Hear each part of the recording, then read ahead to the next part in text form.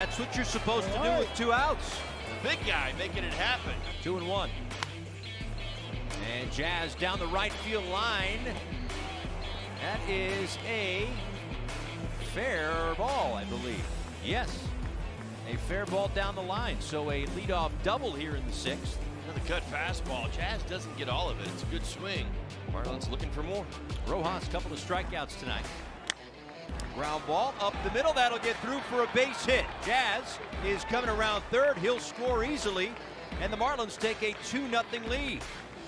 To the pitcher on 1-1. There's a ball ripped to left center field. That's going to get down off the wall for extra bases. Rojas is going to score.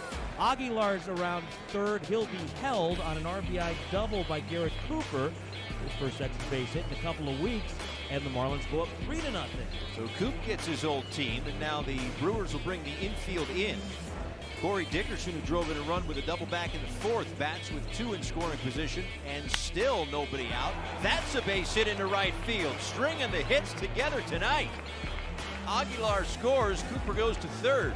Dickerson with another multi-hit effort. I want to know the count to Dickerson.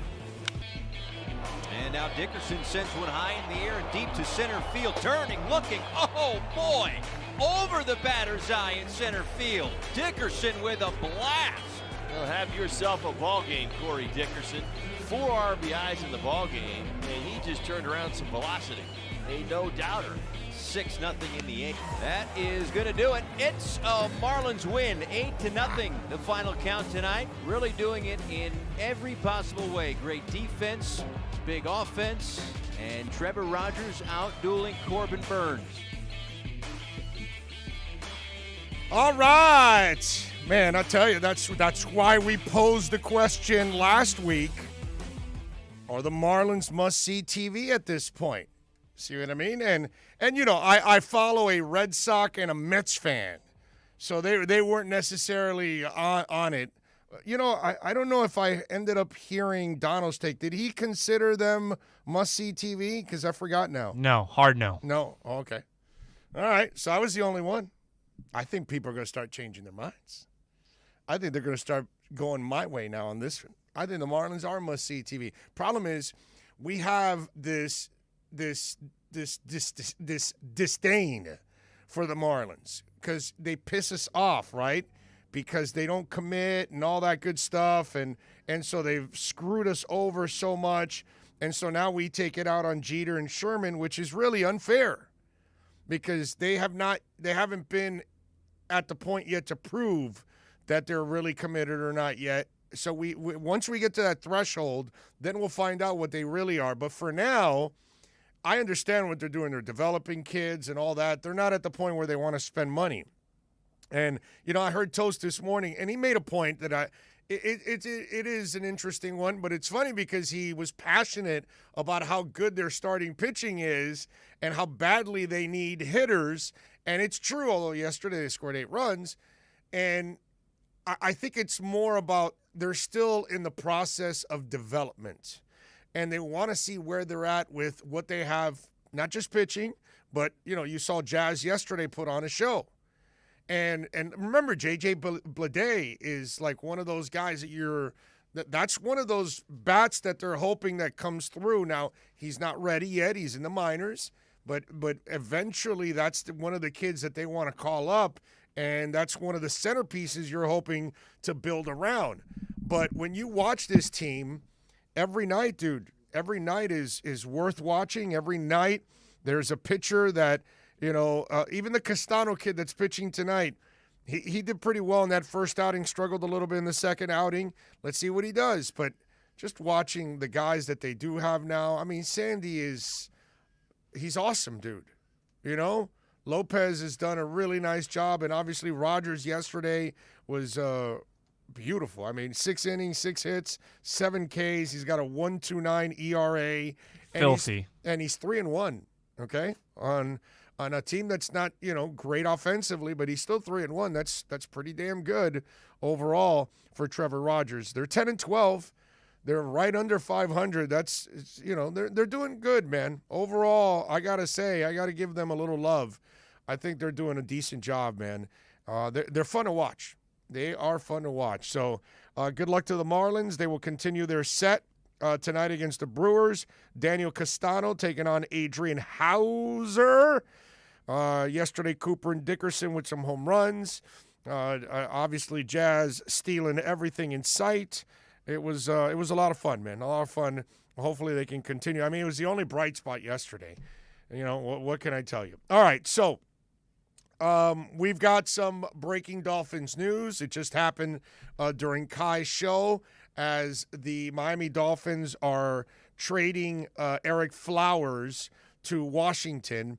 And what I find funny about all of this is some Dolph fans, like I'll give you an example. Like I had one Dolph fan come at me, and it's really amazing to me how sometimes Andre something, whatever, he says, dude, he made horrible signings and picks and now has to cover them. How is this a good thing? And I'm not sure about these horrible signings. Did they not win 10 games last year? Have they not proven that? I think they found a coach already in Brian Flores, right? And who hired that coach? Who found the coach? It was Chris Greer. Did he not load up the team with all kinds of draft picks over the first 2 years and over the next couple of years here? Let me see. Did they not win 10 games? So what's going on? Okay, Flowers was a guy that you were hoping could help you, and he did all right, and then he got injured. But you were able to unload him.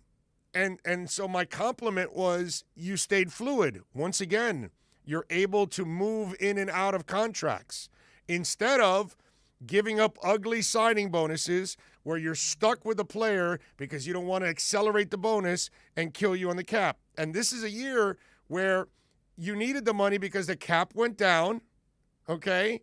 So you don't have the same flexibility you were supposed to have. So now you have to be creative. And the Fluker signing becomes a really smart signing now because you'll probably play him at right tackle, okay? Penei Sewell is not an option at number 6, okay? Let's stop with that. It's like lazy reporting, lazy fans, lazy analysts. They're going to get themselves a playmaker at 6. They didn't trade back up to get Penei Sewell. If they wanted Penei Sewell, they would have stayed at 3 and locked him up. Okay? If they desperately wanted the right tackle, they would have locked him up. But that's not what they're going to do, folks. And so now I like this because it's funny because I was going to talk a little bit about it more tomorrow or Thursday, and that's Rashawn Slater. And Rashawn Slater's the guy that probably won't fall to 18, but that's the guy that they could get to.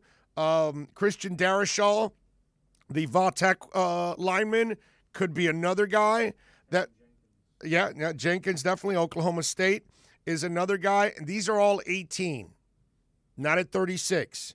Now, Jalen Mayfield from Michigan may be a guy that could last to 36. That could be the Eichenberg kid from Notre Dame, another guy at 36, and then you got Spencer Brown from Northern Iowa who could go at 36 or 50. So that could I think now that changes where there's going to be a lineman selected at 18, 36, or 50. So playmaker at 6, pass rusher / lineman at 18. 36, it's running back / lineman. And then 50, I would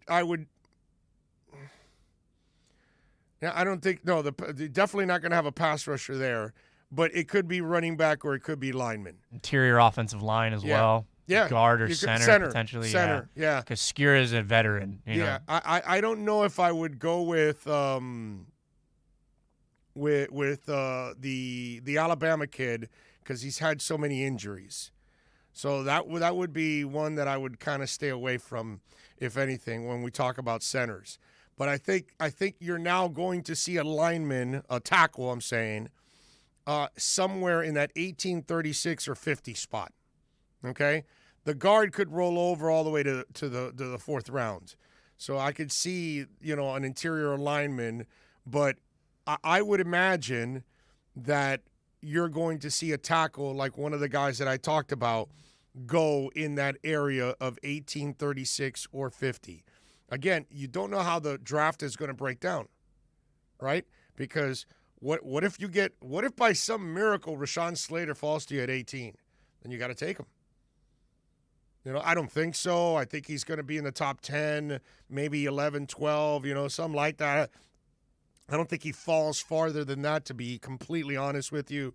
I'm just throwing it out there because, listen, I know it took a bong mask, but nobody expected Tunsil to be at 13 when he was supposed to be a top 5 pick. To your point, some people thought he was a top 3 pick, actually. Regarding like the Penei Sewell stuff, and obviously I think how I feel on that has been overstated at this point, but like the Dolphins wouldn't move behind the Bengals, an offensive line needy team. And Atlanta, who could also use some offensive line help, to then try and get Penei Sewell again. Brother, that makes no sense. Have I not been telling you for months that it wasn't going to be Penei Sewell? Yeah, I also think that like the Dolphins like throwing out smoke screens right the week of the draft. The week before the draft last year, they had everyone convinced that they hated Tua, that they had no business taking a guy with that injury history. And what did they do? They filed that pick within a minute of the clock running down. Yeah. It's listen, they're not taking Sewell. That I can tell you. Anybody that reported that is lazy. Okay? That's all. It's lazy.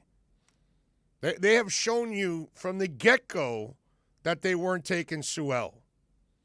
All right? Every time, whether they pick up the Tennessee kid, whether they pick up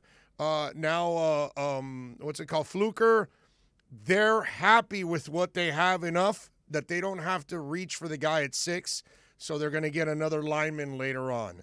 Making this move with Flowers takes away your depth a little bit, is what it is, because you can play Fluker at right tackle now. Use Kinley and Hunt as your guards. That makes a lot of sense. And then Skura, obviously, at center. So I get all of it. To me, that I understand the method behind the madness. All right? I'm good with that. And I love the fact, remember, that if you do draft another guy, now you've got him for 4 or 5 years under control now, and you're investing another and I love that they're putting another pick into the line, because that, again, this is what you want to dominate in football, you want to win, you need to win at the line, dude. Well, look what happened to Kansas City. All those explosive weapons. That's why I laugh at Cincinnati and the people that talk about Cincinnati and say, well, they want to get Jamar Chase. Well, then go ahead, man. You want to be an idiot? Go ahead.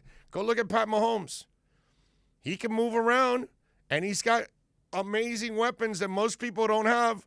In fact, nobody in the league has a Tyreek Hill and a Travis Kelce on one team. He does.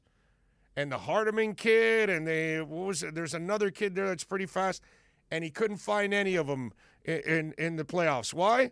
Because in his final game of the season, he got his ass beaten down by Tampa. Because they couldn't block. They didn't have a line. Look at all the things they've done. They just traded for the Baltimore kid that was disgruntled. It's a hell of a player. But they've done everything to build that lineup because they're not going to let their guy take a beating.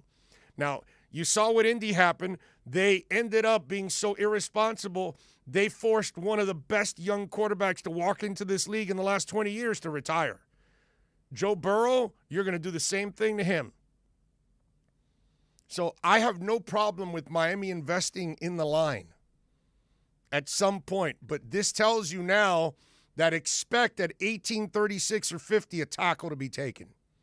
There's no doubt in my mind that that's going to happen now. There was no doubt in my mind that Penei Sewell was not in the mix. I've been telling you that for a while now, because I can tell by what they're doing, they're indicating to you that they're not. It's kind of like, it's like listening to Florio or any of these other idiots. Well, the Dolphins could still take a quarterback. Are you watching what's going on? What indications do you have that they want to get rid of the kid? You know, I get it that there's smoke screens and there's lies and there's misdirection. That's what goes on during this offseason. But I'm pretty good at reading what is real and what is absolute bullshit. Okay? I am pretty good at that. And I know what's real and I know what's BS. And what's real is they're not taking Penei Sewell. They were never taking Penei Sewell. They want a playmaker there. There's several that I'm convinced they love Pitts, they love Chase, and they love Waddle. I'm convinced of that. Because that's why they went to 6. They go, 3 quarterbacks are going to be taken. So we're going to get one of those guys. And if they throw the linemen in there, then now we're going to get 2 of those 3 guys that we like. And if somebody wants to take, another quarterback, then we're going to have our pick of all 3 weapons that we want. So they are clearly happy with 3 playmakers. That's what's coming at 6. Bet your ass on that. But 18, 36, and 50, there's going to be a lineman there. There's no, and here's the beauty, ladies and gentlemen. There are several linemen. It's actually a pretty rich draft early on to get yourself a tackle. There are pretty good guys there that you could end up with one of those at those picks. 18 and 36 specifically. At 50, you're probably dealing with Spencer Brown, who's a little bit more of a project too, but a pretty good talent. So you got an opportunity here, and I love what they did. And again, it's for that fan. Oh, I love how people try to paint Chris Grier in a way like, wait a minute, dude. I don't think there's another executive that has turned around a franchise quicker than Chris Grier has in 2 years. From scratch. Where he tore it all the way down to the bone. Nobody does that, dude. Nobody has the balls to do that. Because that basically is setting you up to fail. When you got to tear it all the way down. Usually you want to keep some important pieces, older players, established players, to kind of save your ass. He didn't do that, dude. And so to me, I love the nitpicking. You know what I mean? The results are what counts. You got your coach. You found your quarterback. You went from 5 to 10 wins. Now you should be a playoff team this year. I'm sorry. I must have missed it. Sounds to me like one hell of a start so far. All right, let's take a break. Thor Nystrom is going to join us on the other side. Let's talk a little NFL draft. We'll get his thoughts on the trade for Miami and maybe what he thinks Miami is going to do. We'll talk to him about those tackles next. We'll be right back to the Big O Show. You can join us on the Onside Sports Line, 888-441-4623. That's 888-441-4623. I'm Ryan Seacrest. First responders are people who stand for a greater purpose. They will be there for you when nobody else is, to help you, your family, your community. This is their selfless promise. This is their sworn duty, to protect, to serve, to help. They put themselves in harm's way for us. They come to the rescue at times when we need them most. First responders are making enormous personal sacrifices to keep showing up for us and fighting the good fight. Nearly 70% of all firefighters are volunteers. That means when they get injured or quarantined, they may not have a way to pay their rent or keep their family safe and fed. No matter who you are or where you live, when you call 911 and ask for help, first responders show up. Now, let's show up for the people who show up for us every day and every night. Go to firstrcf.org and make a difference today.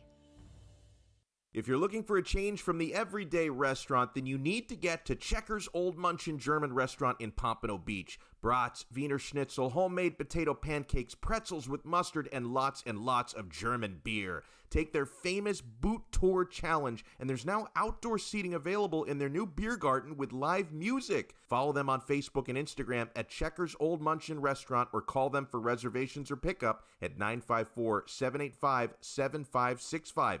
So get over to 2209 East Atlantic Boulevard in Pompano Beach to Zagat-rated Checkers Old Munchin German Restaurant. Miami Dolphins fans, join the only real sports station in South Florida dedicated to what you want. The best NFL draft coverage on the planet. Join OnsideRadio.com for their NFL draft party and sports grill in Miami at 11481 Southwest 40th Street on Bird Road. This two-night event, April 29th and 30th, is hosted by Big O and Alex Dano, giving Dolphins fans what they crave. Real draft coverage. If you're a Miami sports fan, then there's only one store to go to, and that's Caneswear at Miami Fanwear in Davie. They're your one-stop shop for all your inner Miami CF, Canes, Dolphins, Panthers, and Marlins merchandise. They have hats, t-shirts, game day jerseys, and so much more. Located at 2511 South University Drive in Davie, and open 24/7 online at caneswear.com or innermiamiwear.com. Call them at 954-835-5597. Caneswear, the spot where inner Miami and all Miami sports fans shop. You can connect with us at OnsideRadio.com by sending us a text at 844-416-8123. Save it on your cell phone, 844-416-8123. No better place to send your comments, ask questions, win prizes. OnsideRadio.com, the only choice for the South Florida sports fan. Inter Miami fans, time to find out more about your favorite soccer team with OnsideRadio.com's IMCF Football Focus. Here's Austin Robillard. Ever since joining the league, whether it was good or bad, Inter Miami seemed to always be rewriting the history books. In the last match against the Union, both Higuain brothers scored, and they became the first pair of brothers ever to score in the same team in an MLS game. Federico got his first ever goal contribution with Miami with an assist to his brother Gonzalo, and then capped off the 2-1 victory with a header in the 83rd minute. His brother Gonzalo doubled his goal tally from last season in just 2 games. Let's hope our number 9 and his brother can keep up the good goal scoring pace. Keep up with the latest on La Rosa Negra by subscribing on most platforms. Search Onside Radio.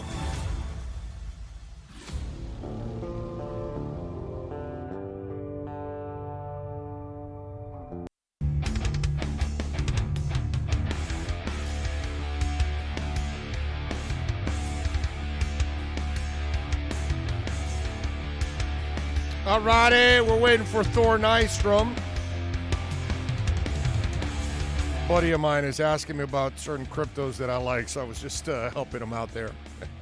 By the way, Tito, guess who's my crypto bro? Who's that? Come on, you haven't heard? You haven't heard who my crypto bro is nowadays? Mark Cuban? No, well, yeah, no, I'm definitely crypto bros with him. No. Do you know who's going to be the first pick of the draft? Trevor Lawrence. That's right. And Trevor Lawrence is now a crypto bro. How about that? Did you hear about that? Trevor Lawrence is getting paid in crypto. Yeah. That's how the story goes. So Trevor Lawrence, listen to this. Lawrence, the NFL draft doesn't start till Thursday, right? So Lawrence, the overwhelming favorite to be number 1, has signed a multi-year endorsement deal with the cryptocurrency app Blockfolio. And Blockfolio is an app where you can store your crypto. I'm pretty sure you can also what's that called?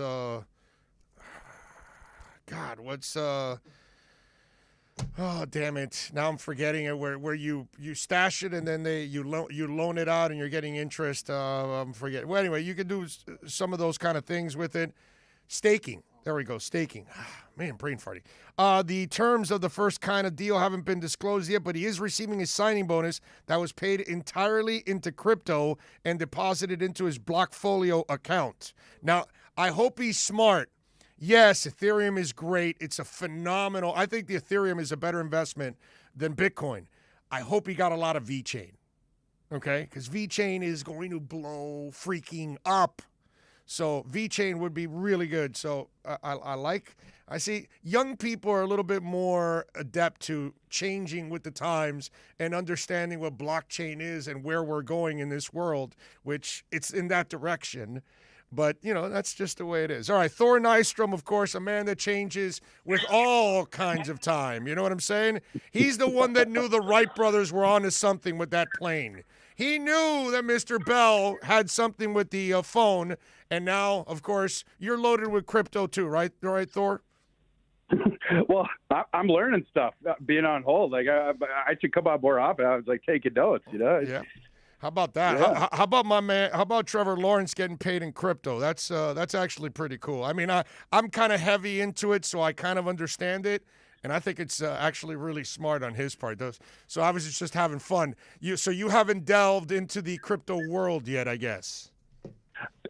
Just in terms of dipping my toe, but as far as jumping in full force, no. But I agree with you, man. Like I think Russell. I could be wrong, but I think Russell Okung is the first NFL guy to like have the agreement of like my contract will be in Bitcoin, and that just recently happened. And not only is it like cool, like in terms of like where stuff like that is going, but just in terms of an investment as well, it's just sort of a fascinating way to just look at your finances. The way you're being like Okung's contract was big, and he's like, I don't want cash, I want Bitcoin. Yeah, and by the way, when he got it, it was in the 30s. So it's in the 50s now. So that 13 million is probably somewhere in the neighborhood of 17 million or 18 million now. So that's right. Yeah. In fact, I read a story the day that it doubled. Because some people scoffed at him, and it's like within 6 months or so, he'd already doubled it. So yeah, well, Russell Okung certainly got the last laugh on that one. I've been on Twitter. I've been telling people about VeChain since it was at 7.5 cents, and it's at 20 cents, 22 cents now. It was up to 25. So at one point, if you listen to me, you tripled your money in that investment. So that's why I say you got to go VeChain, because VeChain is going to absolutely explode. It'll be over $1 or $2 by the end of the year, easy. So anyway, but there's your crypto tip, my brother. A little VeChain. I'm taking notes, man. I'm taking mental notes. All right, so here we go. Dolphins just made a move. They moved, obviously, Flowers. They needed some of that money. So now, Thor, the way I'm reading it, I've been saying for months they weren't going to take Panay anyways, because every indication that they were making, early on, it just didn't seem to me like they were looking at the tackle spot. But I think the tackle now is at 1836 or 50. So talk to me about realistically the right tackles that could be there for the Miami Dolphins. Yeah, and just speaking to that, the point about Sewell with Miami at 6, that is going to happen if Atlanta takes Pitts and then the Bengals take Chase. Like the Dolphins will take him there, because I think it's just that they wanted one of the 3 studs. I think they'd prefer the other 2, just for these reasons. And if that does happen, I actually expect Cincinnati to take Penei Sewell. But I'm sure that decision is very close to a coin flip. I'm sure, but if that happens, right, and you Jamar Chase falls to you, it's perfect in terms of that getting to the legitimate number 1 receiver first of all, but then also that he hasn't played with yet in the NFL, but also a guy that his skill set is going to tailor to his strengths a lot more. But then, like you mentioned, with that second first round pick, that gives you a lot more not just flexibility, but also peace of mind with regards to that, especially if you're, the idea heading in is like, we also, in addition to, investing, our preference to invest is this 6th pick in an outside playmaker, that we can still get an immediate start at the offensive line with that second one. That I think the guy, I don't think there's any scenario where Darisaw falls there, the 3rd tackle in this class. But that's right. That's right in the area that Tevin Jenkins is supposed to go.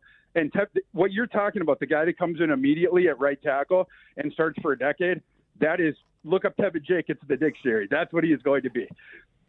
Okay, well, and Tevin is very realistic.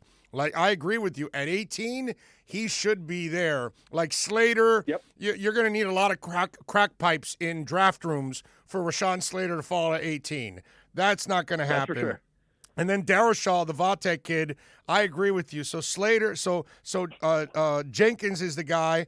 Talk to me a little bit about Mayfield or Eichenberg. Where do those guys? What do you like those guys? Or are those guys options in your eyes if Jenkins is gone? I wouldn't take him at I do. Both of them are interesting. I think I like Eichenberg a little bit more. I slid Eichenberg into the very end of the first round of my mock, and I like that I just put out today. I don't think that he's in the first round of a lot of others, but presumably, he'd be a high second round. So pick 36. In there. So 36 for Miami is what I'm saying. So that does make sense there at 36. Yes, at 36 that makes sense, and Mayfield as well. Mayfield's a guy that, the biggest thing with him is figuring out, can that guy handle the perimeter in the NFL? We don't know yet. Like, for instance, Rashawn Slater, the reason that, that's a done deal. He will be able to play left tackle in the NFL despite having the length more of a pro, essentially the length of an average NFL guard is what Rashawn Slater has with 33-inch arms. But the reason that it's a no-doubter that he's going to hang at left tackle, right, wherever they want him to hang at. When you saw him at Northwestern, he shut down a procession of NFL edge rushers all the way from Kenny Willekes, you think about the Big Ten edge rushers over the past couple of years, like from him all the way to Chase Young.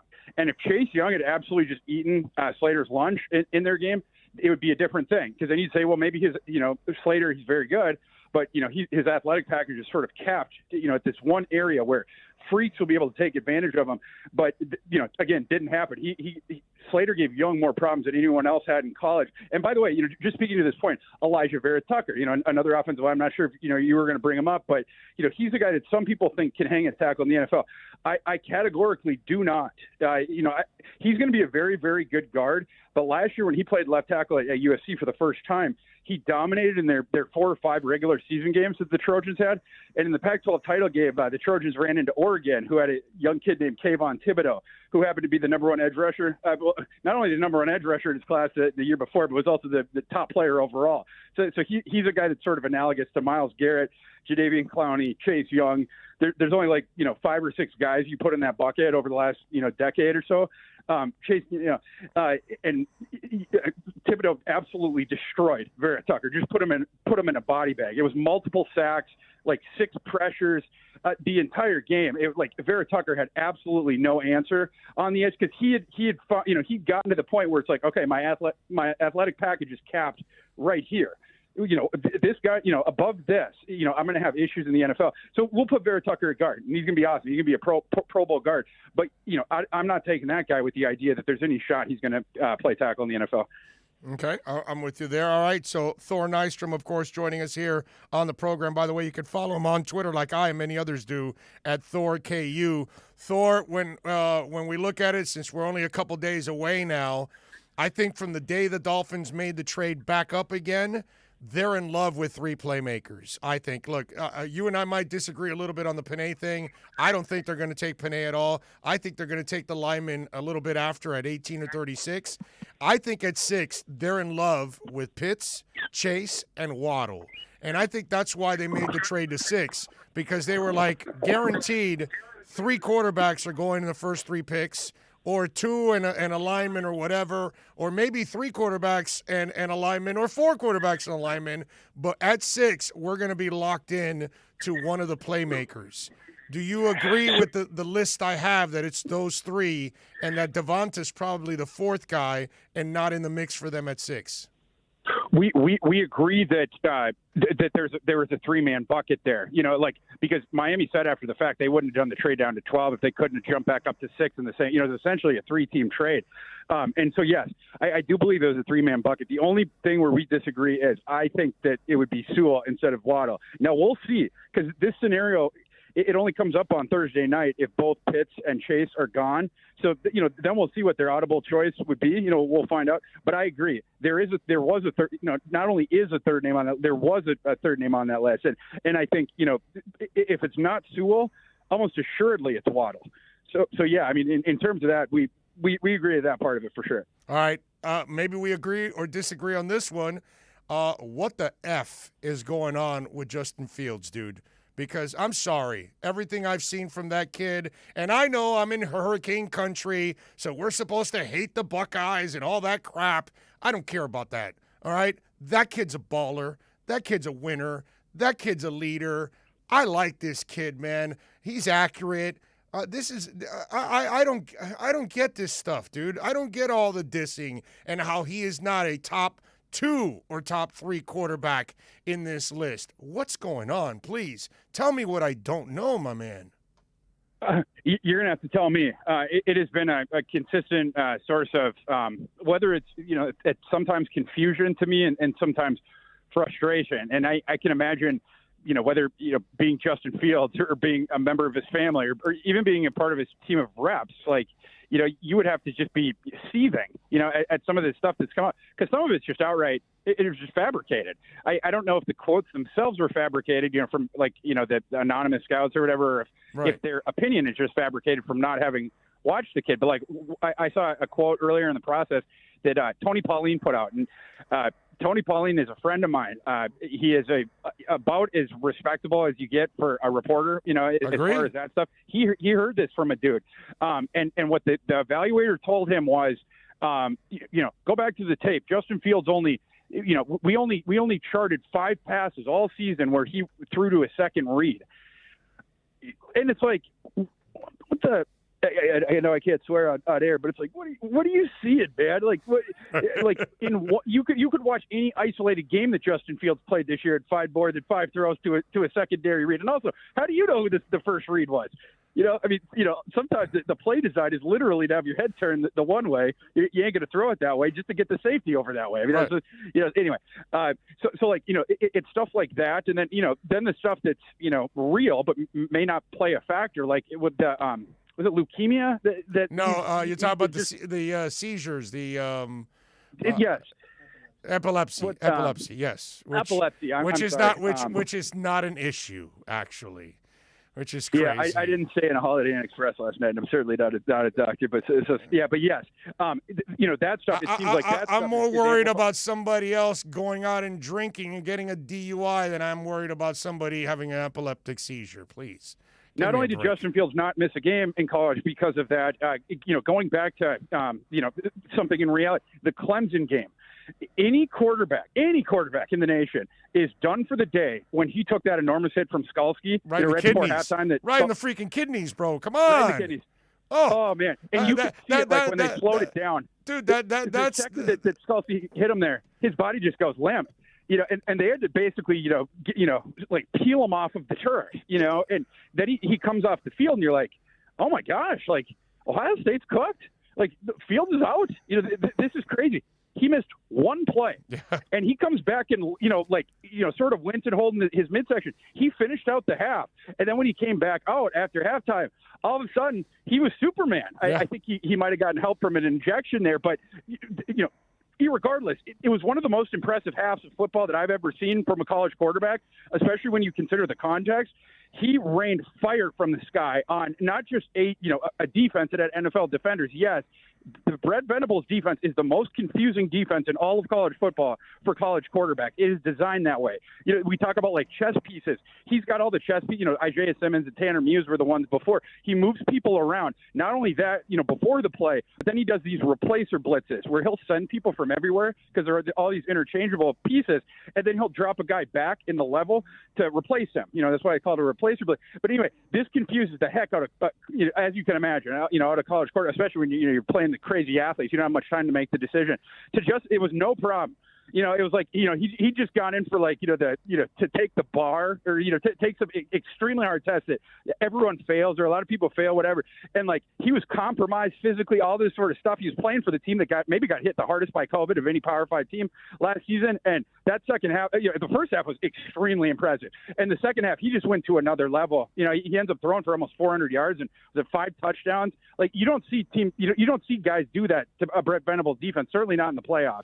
No, I'm with you, man. Listen, what you missed in that game, Thor, was that Paulie was on the sidelines, all right, and he was telling Apollo that Rocky, a.k.a. Justin Fields, was getting mad when Clubber Lang hits him right in the kidney with a helmet. And so he got back up off the mat, and he kicked their ass with some touchdowns. Yeah, exactly. I mean, that was a watershed moment for the kid. That was one of those moments that for us as football fanatics, we're going to remember forever because it's just one of those great, great moments for athletes that you just like it stays etched in your mind what he did. And that's why Thor, dude, I cannot understand how this kid is getting trashed. And common sense tells you that what Shanahan does, that kid can do it perfectly. If Arthur Smith wants to actually, and I get that the South Dakota State kid has a lot of the traits kind of like Tannehill, so he can kind of do that. He kind of fits what goes there.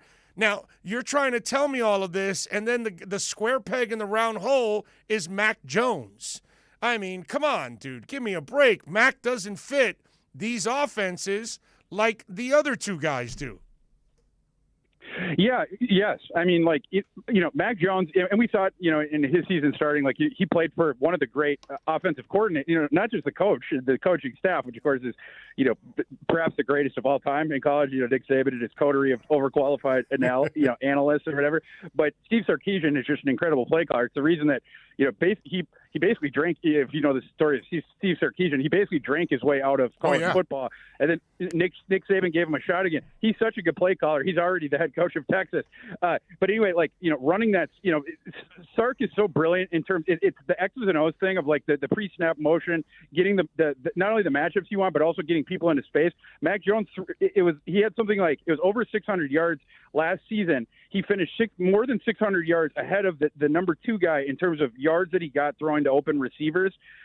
He got a ton of yards off of screens, that guys like Devonta then turned, Najee would turn into, something right at the line that was turned into a, 10, 15-yard gain consistently and stuff like that. The supporting cast is obviously awesome, not just the skill guys. He's playing behind the Joe Moore award-winning offensive line. He's going to run your system for you, and he's really accurate within 10 yards, is one thing I like about him. The other thing I like about Mac is he's good under pressure. But it's the one big difference between him and Burrow, because, some people, do that comparison. Burrow consistently tested tight windows in his last season as a starter. So he wasn't just putting up the crazy numbers. He was consistently challenging cornerbacks, right? And stuff like Mac Jones didn't. He didn't throw into tight windows. He avoided them like the plague. He likes to throw. You know what I mean? Like, and by the way, another funny thing, the PFF put out a stat of quarterback.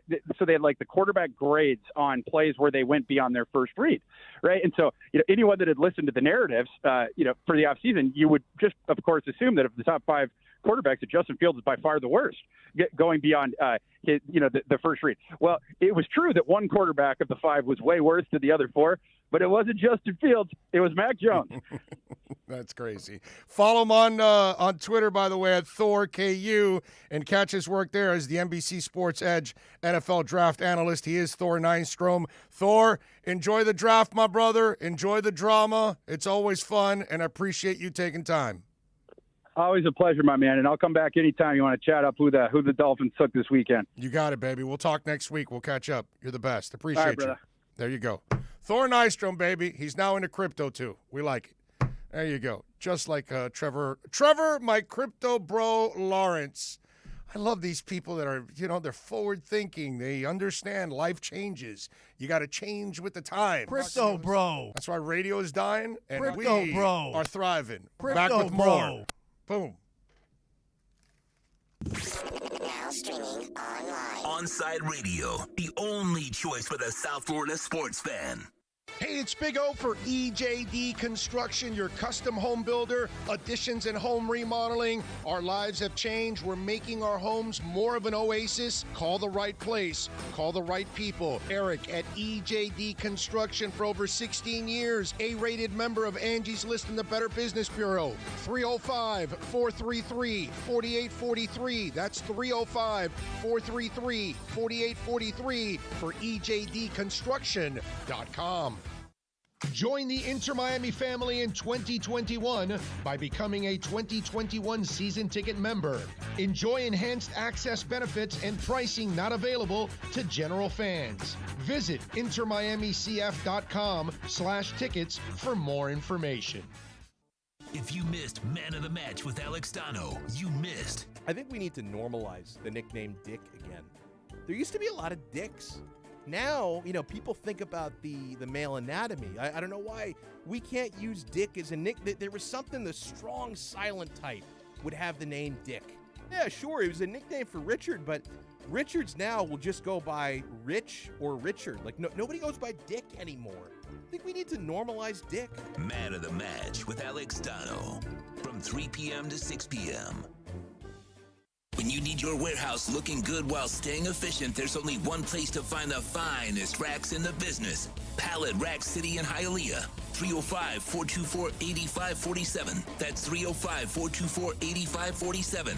Pallet Rack City is the company you need when you want your warehouse sporting the finest racks in the business. After all, who doesn't love a great rack? Pallet Rack City. 305-424-8547. That's 305-424-8547. Saturday mornings, 9 a.m. Sean Stanley hosts the Square Circle Digest. But to be the man, you gotta beat the man. And I'm saying, woo, right here. I'm the man. Now, wrestling fans have a place to call home as Sean covers the very colorful world of wrestling. Tune in every Saturday from 9 to 10 a.m. on the home for sports fans worldwide.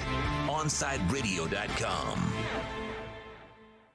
Onside Radio continues to grow. To make your life easier, you can now find your favorite sports station by downloading the MyTuner Radio app and listen to your favorite OnsideRadio.com host or catch a great Inter-Miami CF match. Go to your app store, download MyTuner Radio, and search Onside Radio, the home for the South Florida sports fan. Hello, Inter-Miami CF fans. Download the Drink AR app and play inside a first-of-its-kind virtual soccer stadium, hosted by Bodega Trevento and Inter-Miami CF, and celebrate your passion for soccer from the comfort of your own home. Find the download links on our Instagram account at Treventus and get our wines delivered straight to your home with a discount for all Inter-Miami CF fans. Discover Trevento, a shared passion. Keeping you informed in the world of sports.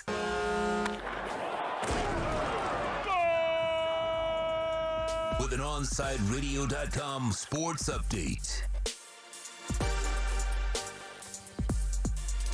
In some breaking news earlier this morning, the Miami Dolphins have traded Eric Flowers to the Washington football team, a deal that also involves a swap of late-round draft picks. The Dolphins signed Eric Flowers last offseason.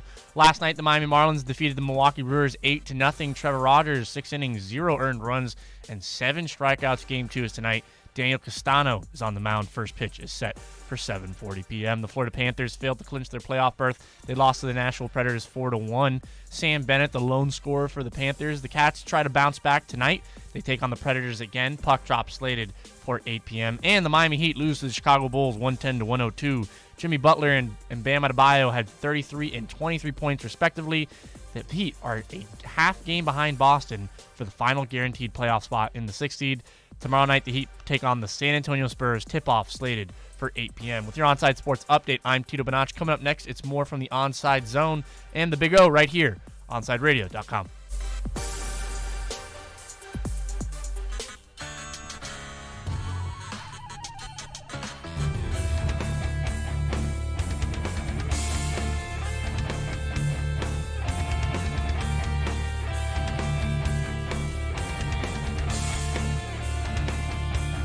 All right. Welcome back. We take you, of course, till 3. Yeah, Tito Benash driving the program. We thank Thor Nystrom for joining us. You want to get in on the show? We do take your phone calls, okay? We understand that regular AM radio kind of doesn't really associate with listeners. They don't really want to connect with any of you guys. That's not how we work here at Onside Radio. Onside Radio is a South Florida station dedicated to South Florida fans all over the world, period. Because I can't say South Florida sports fans only live in South Florida. We got lots and lots of South Florida sports fans that live all around the world. So we've got a 888 number, 441-4623. We got a text line, 844-416-8123. We're on YouTube. All of our shows, you can You can watch us all over the place. You can connect there. I've got my Twitter handle at Big O Show. Many ways to contact us and connect with us, and we appreciate you out there as always. Join us this week, Thursday and Friday, by the way. Dolphin fans, you can join us for OnsideRadio.com's NFL Draft Party at Sports Grill in Miami at 11481 Southwest 40th Street, Bird Road. You can join me and Alex Dono for this two-night event starting on Thursday, April 29th at 7:30 and Friday at 6:30. We'll have drink and food specials. It'll be an awesome draft party here in South Florida, so join us, please, for a two-night event as OnsideRadio.com and Sports Grill in Bird Road bring you the best NFL draft party on the planet. And we thank Sports Grill for being a big-time sponsor for us. And listen, we've got we got draft profiles running through. So listen, you don't even go away on the breaks. In the breaks, you've got your Marlins Minute, so you can find out the latest with the Marlins. You got an Inter Miami Minute. You've got an E-Show Minute. What else do we have going on? What is it? Marlins, Inter. Who else do we have? Oh, Panthers Minute.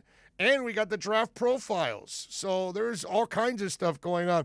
The sports talk doesn't stop just during the segments. It goes on during the breaks, too. So there you go. It's we're trying to do everything we can to be as complete as we can as a sports station for you. So that's what it's all about. We thank all of you out there, and we're just scratching the surface, man. With your help, spreading the word, gaining sponsors, gaining listeners, traction on social media. That's why we tell you to hit the like button on everything, whether you're podcasting, whether you're watching on YouTube. All of those things will help us grow and become the kind of sports station you guys want, not the crap that's been out there. Trust me, I've worked for the crap. And I know how people are, and they're terrible. You know, they don't care about you. They don't care about the local sports scene. That's not what we're at here, man. The station's owned by Jorge Mas, Miami guy. Run by me, Miami guy. So we're going to make sure that it's all about us, all right? So let's take a break. We'll come back for the final segment of hour number 1. Tito Benash driving it. You know what? I'll take some of your texts here, and I'll answer some of your questions on YouTube when we come back right here on OnsideRadio.com. Now streaming online. Onside Radio, the only choice for the South Florida sports fan. Time for a Sports Grill NFL Draft Profile. Alabama wide receiver Jalen Waddle. This 5', 10" senior is listed at 182 pounds. Deep ball, man there. Get him on the fly. Waddle, there's nobody going to catch him. Jalen Waddle, touchdown. The beauty of Waddle is in his versatility, as offensive coordinators can line him up everywhere, including the backfield. Several NFL sources tell OnsideRadio.com Waddle may be the better fit for the Dolphins than Devonta Smith. In 3 years, Waddle averaged 18.8, 17, and 21.1 yards per catch while scoring 17 touchdowns. While he's not a physical player breaking tackles, his extra gear and top-end speed will create all the separation you need in a league that's no longer patrolled by Lots, Atwaters, or the Brian Dawkins of the world. Teams that could select him: Miami Dolphins at number 6, Detroit Lions at number 7, New York Giants at number 11, or the Miami Dolphins at number 18. Join OnsideRadio.com for NFL Draft Week at Sports Grill in Miami, 11481 Southwest 40th Street, Bird Road, for a two-night event starting on Thursday, April 29th at 7:30 p.m. and Friday, day 2 at 6:30 p.m. Listen to the live broadcast exclusively at OnsideRadio.com or join Big O and Alex Dono for the best Miami Dolphins draft coverage on your home for real sports talk. OnsideRadio.com. This Sunday, Inter Miami CF visits Nashville SC at Nissan Stadium. Join OnsideRadio.com as we broadcast live from Dangerous Minds Brewing Company in Pompano. Our pregame broadcast watch party starts at noon. Game time is at 1 p.m. Listen to all the games by going to our website at OnsideRadio.com and download any of our apps. Follow Inter Miami CF all year long on your home for football. OnsideRadio.com. If you missed one-on-one on Sunday, you missed this. The character over talent kind of perspective. Sometimes, you kind of do have to deal with not necessarily a headache of a player, but you do have to deal with a certain type of player to get a certain type of production, A player who needs to be managed. Mm-hmm.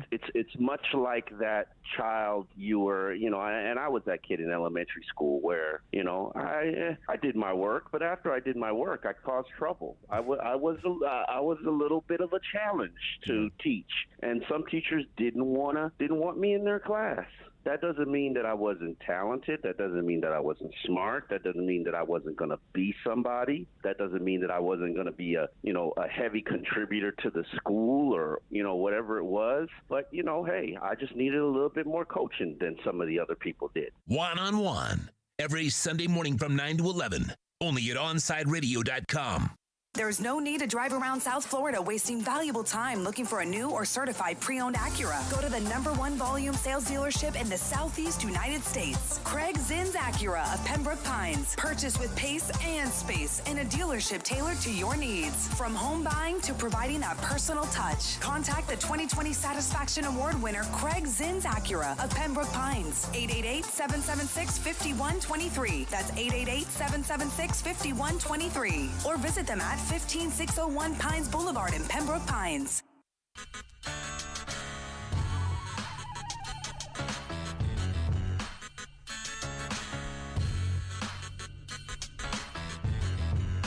This is the Big O Show. Multitasking, my brother. Multitasking. Thank you, sir. Final segment of our #1. And again, Inter Miami fans, join us for every road game as we broadcast live from Dangerous Minds Brewing Company, 1901 North Federal Highway in Pompano. Join me and Alex Dono out there. And, of course, you can watch Sean drink endless amounts of beer. And, of course, we're out there at 1901 North Federal Highway. Inter Miami fans, your new home for every road game is Dangerous Minds Brewing Company in Pompano. Follow them on Twitter at Dangerous Minds B and on Instagram at Dangerous Minds Brewing. Our pregame will start off at noon, so I would imagine Dono and myself. Sean will be there from like 10 in the morning because he's got to, engineers work a little harder than we do. And so we'll probably get there by around 11:15. So come on out, man. Join us for the broadcast. Join us for the watch party. Let's make it 2 in a row, baby. 2 in a row. Love it, man. Love it. All right. Let me see what we got here on the text line. I promised you I'd go to the text line. Let's see what we got here. Big girls grade the sub line too. They bring them by the pound. Okay, this is a little earlier. I guess this is for Toast. I guess he didn't answer. What coffee does Thor drink? Dude is on fire. Yeah, he was hyped up. Hey man, we're talking draft. Thor loves the draft. We get it, bro. You don't have to keep taking shots at local radio shows. They suck. Well, I'm going to keep taking shots at them. So, what do you want me to do? They're doing virtual draft parties. Love the show. Been listening to you for almost 30 years. Moved to Orlando 6 months ago, but forever South Florida fan. Thoughts on the Flowers trade, Ray? Well, Ray, I already talked about it earlier in the hour, and I love the move because it keeps them flexible. I get it. This year they were a little tighter on money because the cap went down, so they didn't have the same kind of flexibility, and they made the Fluker move. And so you have so many tackles in this draft, and again, you have 2 picks. And so that 18th pick is now in play at right tackle, I think. Worst case scenario, 36. But I think that 18th pick, instead of the pass rusher, I think it might end up becoming the tackle when it's all said and done. We'll see. We'll see. But it'll be either or, Although if Zaven Collins is there, man, I'm a big yes. Those of you that have been following the show for a little while here, I've been talking Zaven Collins for a couple months now. I like Zaven Collins. Okay, there's a couple other guys. Aziz I like too. I think he's a pretty decent player. I'm not a Jalen Phillips guy. I would not take the chance because of the concussions, the injury. It's a 1-year thing. It's 8 sacks. I'm more of a Gregory Rousseau guy, actually. I think Gregory Rousseau, even if you take Gregory Rousseau at 18, I won't complain. I think Gregory Rousseau is going to be a monster. Maybe I'm wrong. Maybe he can't move mountains like I think he can. Hour number 2 is next. Onside Radio, the only choice for the South Florida sports fan. Welcome to OnsideRadio.com.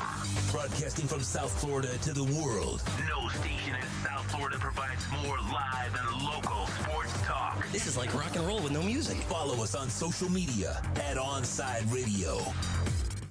Miami Dolphins fans, join us for OnsideRadio.com's NFL Draft Party at Sports Grill in Miami, 11481 Southwest 40th Street, Bird Road. Join Big O and Alex Dono for this 2-night event starting on Thursday, April 29th at 7:30 p.m. and Friday, day 2 at 6:30. Drink and food specials, giveaways, and the best damn draft party in South Florida. Join us for a 2-night event as OnsideRadio.com and Sports Grill on Bird Road bring you the best NFL draft party on the planet. Now streaming online. Onside Radio, the only choice for the South Florida sports fan. Time to get in the zone. The Onside Zone. And look, man, I don't care if you're my wife. If I don't agree with you, I'm going to say it. The Onside Zone. I don't care how you win a championship, dude. You can draft it, you can buy it, you can trade for it. Just win, baby. The Onside Zone. You're not Aladdin rubbing the lamp and then Will Smith comes out and you ask him, hey, fix our dolphin problems. And there he goes. No, I'm sorry. It'd be nice if it was that easy, but it's not. You can join us on the Onside Sports Line, 888-441-4623. That's 888-441-4623. You can connect with us at OnsideRadio.com by sending us a text at 844-416-8123. The Onside Zone with a big O. All right. All right, it's hour number 2. And Antonio on YouTube goes to me, Big O, did you hear comments from Skip Bayless? He said Dolphins should draft a quarterback. They forgot Tua never be good. What do those comments? And you know, I told them now, and I'll tell all of you. The only reason I knew about those comments actually is I'm driving in the car and listening to my man Dono, and he mentioned them. Because I think it was part of his terrible takes or something. Was it that or just I forgot what it was, Tito. But it'll be on there today. Oh, it'll be on there today. But he did mention it yesterday. I want to say he must have mentioned it yesterday because I heard it. And so I don't listen to Skip Bayless ever. Look, man. When I tell you something, if I'm complimenting something, it's because I feel it. If I'm ripping into something, it's because I feel it. I do nothing just to get reaction. I'm not a fan of the broadcaster that wants to be a professional troll. Okay? Look, man, I may not be happy about the way LeBron left Miami and how he screwed Riley, and I'll never forgive him for that. But I can compartmentalize and, you know, appreciate LeBron for what he does as a player, as a leader, as a winner, all of those things that he does. Like I always say, he might be the most selfish player off the court, but then again, the way teams handle themselves, these are the monsters you've created. Players should be selfish in a way. I mean, owners are selfish, teams are selfish, GMs are selfish, coaches are selfish. Why shouldn't a player be? And again, I can defend that. But I when I watch him like completely troll LeBron all the time, you know, it was just one of those like, okay, dude, now I know what you are. And so to me, it's a dude that just says stuff to just incite whatever kind of fan base he's going after. That's all he does. And I can't do that. I can't watch people that are doing stuff for shtick. You get it? And if you don't understand what I'm saying, I can't help you on that. But that's what he does. And so that's not what I am, man. I talk sports. I give you my opinion, you know, and I tell you how I feel about something. I'm not doing something to, all right, let me do this to troll this audience and to troll that audience. Even if I believe it or I don't believe, that's not who I am. What I tell you is what I believe in. That's it. I'm not doing it for show. I'm not doing it for reaction. I'm not doing it for any of that. That guy, all he does is for trolling and reacting and just inciting whatever fan base that he's going after, or team or player or whatever. That's what he does. And so for me, there's no substance behind that. So that's why I don't watch things like that. So I wouldn't know what he says unless I hear one of my guys repeat it like Dono said, or like you brought it up, Antonio. Okay? So there you go. So I don't care what he says, because what he says to me means nothing. That's what I'll tell you about any comment he says. Okay? I think there's zero substance about Skip Bayless. Hey, bless him, man. He has become an incredibly rich professional troll.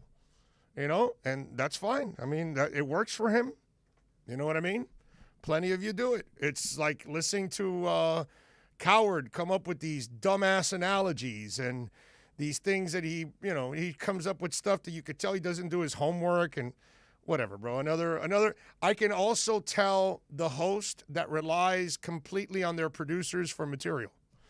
I can also tell those guys too, because they're just reading off it, but they didn't really watch the games. They didn't really do their homework. They're just kind of going off notes and highlighted stuff, and then they just formulate whatever crazy opinion they come from it. That's not my style either. None of my producers have ever created my show. None of my producers ever give me the material to talk about. Okay, Tito is the first. Tito and I may know each other, but he's never worked with me until now. Tito, do you prepare this show? Do you actually tell me what to talk about? No. Ever. That's it. He books guests, does that, but we talk about it. That's it, because I'm not like that. And Tito, how many guests are driven by their producers that they have to come up with all the material for them? Huh? A lot, right? Yeah. Right. And so those kind of hosts, they're not really watching the games. They're not really, so they got to find things like the trolling stuff. So there's my long-winded answer about a gas bag that I don't listen to. What else do we have here on the text line here? Hell, when Russell Scooter is one of your sponsors, it's not a good thing. Oh, Rascal Scooters. Oh, okay. Let's see. The trade was a great idea, and I hope to see Dieter get a chance there before we waste more picks on the O-line. Well, it's not. You had to spend picks because you have to build up that line. So and listen, you're not wasting. Okay, so if you hit on Jackson, let's just have some fun with this last text there. Let's say Dieter doesn't work out, but Jackson, Hunt, and Kinley do. What picks are you wasting? So you missed 1 out of 4? See what I mean? Let's not exaggerate now, okay? All right? And Dieter actually played all right filling in the last year. He didn't play much, but the little he played, he actually did all right. Didn't do too bad. So who knows? And some guys, it takes them a couple of years to, a year, 2 years, 3 years to kind of figure it out. And maybe that's Dieter. Maybe he didn't waste a pick. Maybe he ends up being a player. You never know. Remember, there were guys that were drafted here and actually left and became better players, and they helped other teams out. They didn't stay here to actually completely develop. Okay? One guy says, please bring back Music Meltdown. I can't. We're on YouTube now. And you play music, and they eliminate the episode. So, yeah, we can't, unfortunately. It would have to be like a podcast thing that you do the Music Meltdown. Maybe I could do it that way. But I wouldn't be able to do it live. Not on YouTube, at least. It would only be online. When you're listening, not just watching. Let's see. What else do we have here? Yeah, about Coward especially. He just calls Dwayne Haskins a 3-year starter at Ohio State. I don't know. Listen, whatever. I'm not going to be talking about other hosts, but I just wanted to answer that question about Bayless. I've wasted enough time on that stuff. Aaron Wilson will join us at the bottom of the hour. NFL Insider will join us in this hour. Greg Wyshynski will stop by, the senior writer, hockey writer for ESPN. So we'll talk a little Panthers with him. We'll get his thoughts on what's going on around the league. The Panthers, by the way, are back in action tonight. They lost to the Predators last night 4-1. Driedger got injured. Bob, I still don't trust him. Tonight, 8 o'clock against Nashville. Hopefully the boys will bounce back and get a victory against them. What else do we have? Heat last night, they lose to the Bulls. That was pretty look, I get it. You know, Duncan gets banged up. What's it called? They had Nunn out, Hero out, Iggy out. I mean, do we count Depot? Are we supposed to, like, say no Oladipo? Or because, like, you really haven't had Oladipo. He played a couple games. Like, whatever. But anyway, he was out. He was out too. I mean, Jimmy missing a layup, Dragon also, referees. Although the referee missing the interference on the Butler play. I mean, if we got to go to that so you can beat the Bulls, you know what I mean? That's the part that it's like, yeah, I'm not going to nitpick to that extreme. You lost to the freaking Bulls, dude. I get it that you had some guys injured, but you still had your two best players on the court. And I think the last time I checked, were the two best players on the court, Bam and Jimmy, there last night, Tito? Should have been. On both teams, right? Yeah, they should have been. Okay, so you should have won. Lost to the Timberwolves, Hawks without any of their starters, and the Bulls in the last 2 weeks and a half. No Clint Capella, or Trae Young. I mean, you're in the 7th spot. They are what they are, man. Yeah. Just take it and hope they can make a run. That's all you can do. Yeah, I don't expect much of a run. I told you guys this. Second round, if they're lucky, if they can get there, and that's about it. This is what they are. They're not really special. It's sad, but, you know, you watched that game last night, and it's just frustrating. You know, it's just one of those, like, well, Marlins game is much better than this. You know, but I don't have a lot of hope for the Heat. I don't. You know, it's not going to be a bad year because they'll probably make it into the postseason. So, you know, that's good. But it's, you know, Heat have higher standards. And this is going to be a little bit of a letdown year, unfortunately, for them. And it also proves that you really need to find that, like I've said before, you got to find a star that's actually better than Jimmy. That's really what you got to do. It can't be a star that's lesser than Jimmy or equal in Jimmy. It has to be, I mean, yesterday Jimmy keeps taking threes. He can't make threes. You know, that's not who you are. It's not who you've ever been. Yeah, can you make a three every once in a while in a clutch moment? Yeah, Jimmy can do that kind of stuff. But is he the guy that you want him habitually taking threes? No. Is he the guy you want to constantly count on him to make threes? No. No. Every once in a blue moon, you know, 2-3 times a year, he can shoot maybe a key three for you and make it. I can see him being put in that position. He's in a good flow and all that, and he takes a big three for one moment. I can see that. But on a consistent basis, no, you don't want, because he's not efficient. He's an all-star, not a superstar. Okay? He's just not. And so if you're going to ever get to that pinnacle that we want, and I get it, you know, as fun as it was, the worst thing that ever happened to the Heat fan last year was making it to the NBA Finals. Because it filled your head up with unrealistic expectations that you thought they were actually legitimate and belonged there again. And so now we're holding them to a standard that's really unrealistic. And you know, throughout the year, it's like, well, if we're going to get back to the Eastern Conference and back to the finals, and I'm laughing my ass off in the car every time I hear that. Because, like, are you watching what I'm watching? Did you watch last year? They weren't that last year either. It just, the magic happened in the bubble. And pretty much they are the team between the first 2 months of Kendrick Nunn in the bubble. That team is the same team that we're watching right now. Same exact team. And Oladipo's not the answer. Okay? Even if you get him back, he's not the answer. He's not going to stay healthy. And clearly, mentally, because I hear Dono every day, he's killing him for the was it the phantom injury or whatever that he calls it? Head cold. No, and then he has also the phantom knee injury, I think he calls it, or fake knee injury or whatever it is. And so think about that. If your mind is already playing games on you, then that's a guy that's going to lose his edge. I mean, you have to be completely fearless, and I know it's not easy. It's like Chris Weidman. He busts his leg in half. It's going to take a special athlete to repair that leg, rehab it, get it healthy, get it strong again, and go back to doing what you were doing and kicking people. That's going to take a special athlete to train your brain back to my leg won't break, my leg won't break, my leg won't break. And now they're asking me to break. Anyway, let's take a break. We'll come back on the other side. I'll tell you about M&S Air Conditioning, man. Mike and Greg, they do an awesome job. Save this number down, 954-421-3680. Look, it's hot already.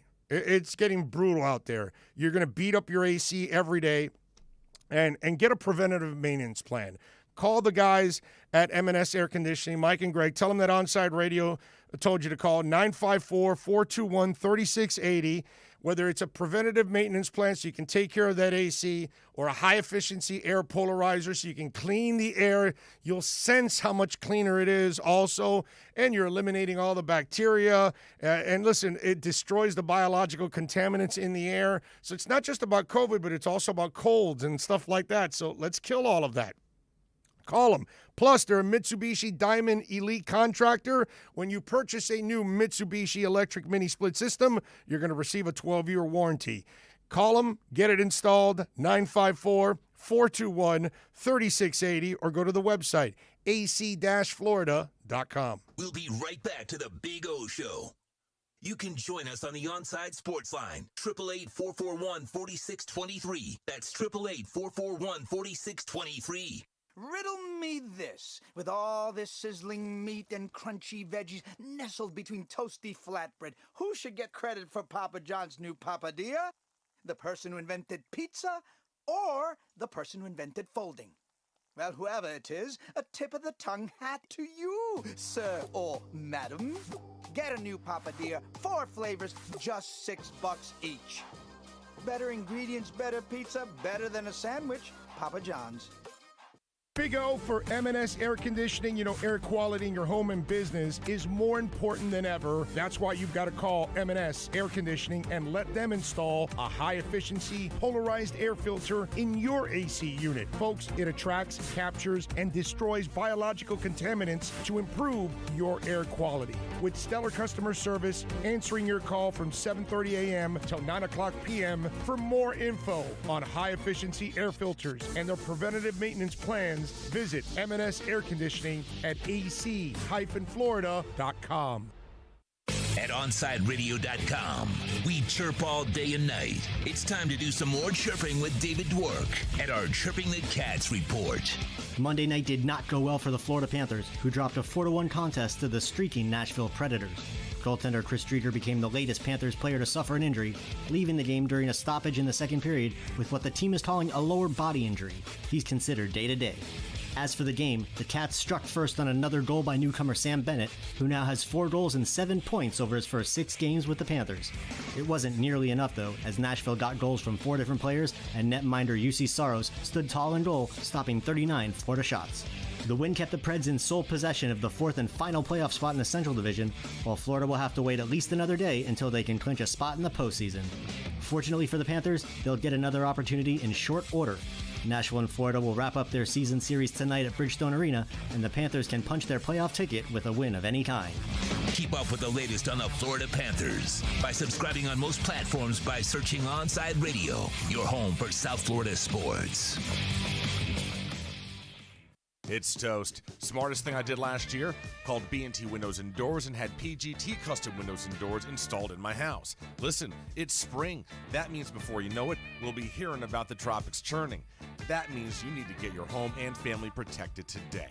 Call B&T right now, and they'll get you installed ASAP with the best in the business, PGT Custom Windows and Doors. 954-233-0126 or bntwindowsanddoors.com. And P.S. Tell them you heard about them on Onside Radio. If you missed Man of the Match with Alex Dano, you missed. And this happens in a lot of food polls, right? When I put out a food discussion and I claim that one thing is better than the other, the people who are the fans of the thing that I don't like as much will always say, oh, you've never had my abuelita's tres leches. Well, no crap. I don't know your grandma. She's never invited me over. I hate that argument. It's like, oh, wait, you think tiramisu is better? You've never had my abuelita's homemade tres leches. Well, until she invites me over, bro, how am I supposed to try? You've clearly never been to Florence where they have great tiramisu, so don't give me your crap. You've never had my nonna's tiramisu. Yeah, I haven't. And you'll never have it. She's dead. Oh, God. You'll never have it. I really wanted to. You're SOL. She didn't save the recipe. It died with her. Oh, no. Man of the Match with Alex Dano on South Florida's home for sports talk, OnsideRadio.com.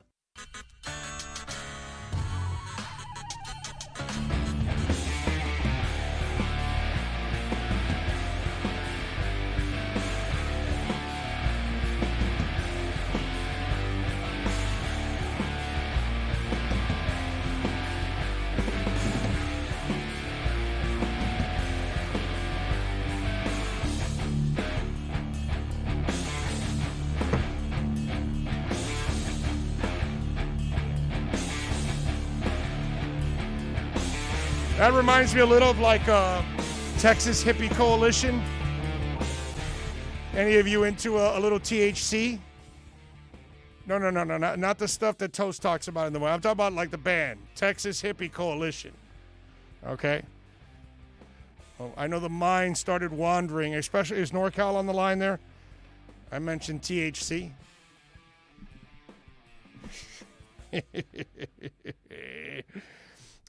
Let's see. What do we have here? Ragin says, Tua was a rookie coming off major injury. He was never himself last year. He beat the number one defense, and Kyler Murray, Tua will be fine. I agree with that. And then Zagalis says, RC in the 305, you sound like Skip. Unlike you have seen plenty of Tua and will be on this message board by the end of the season saying how wrong you were. The Great Fear says Tua will be fine. I'm torn, though. As much as I like the receivers in Pitts, Sewell and Slater can make our O-line elite. If you give Tua all kinds of time, open up the running game. You know, listen, ladies and gentlemen, taking Penei Sewell is not a bad pick. Taking Rashawn Slater is not a bad pick. Okay? I get it. I want Pitts and Chase.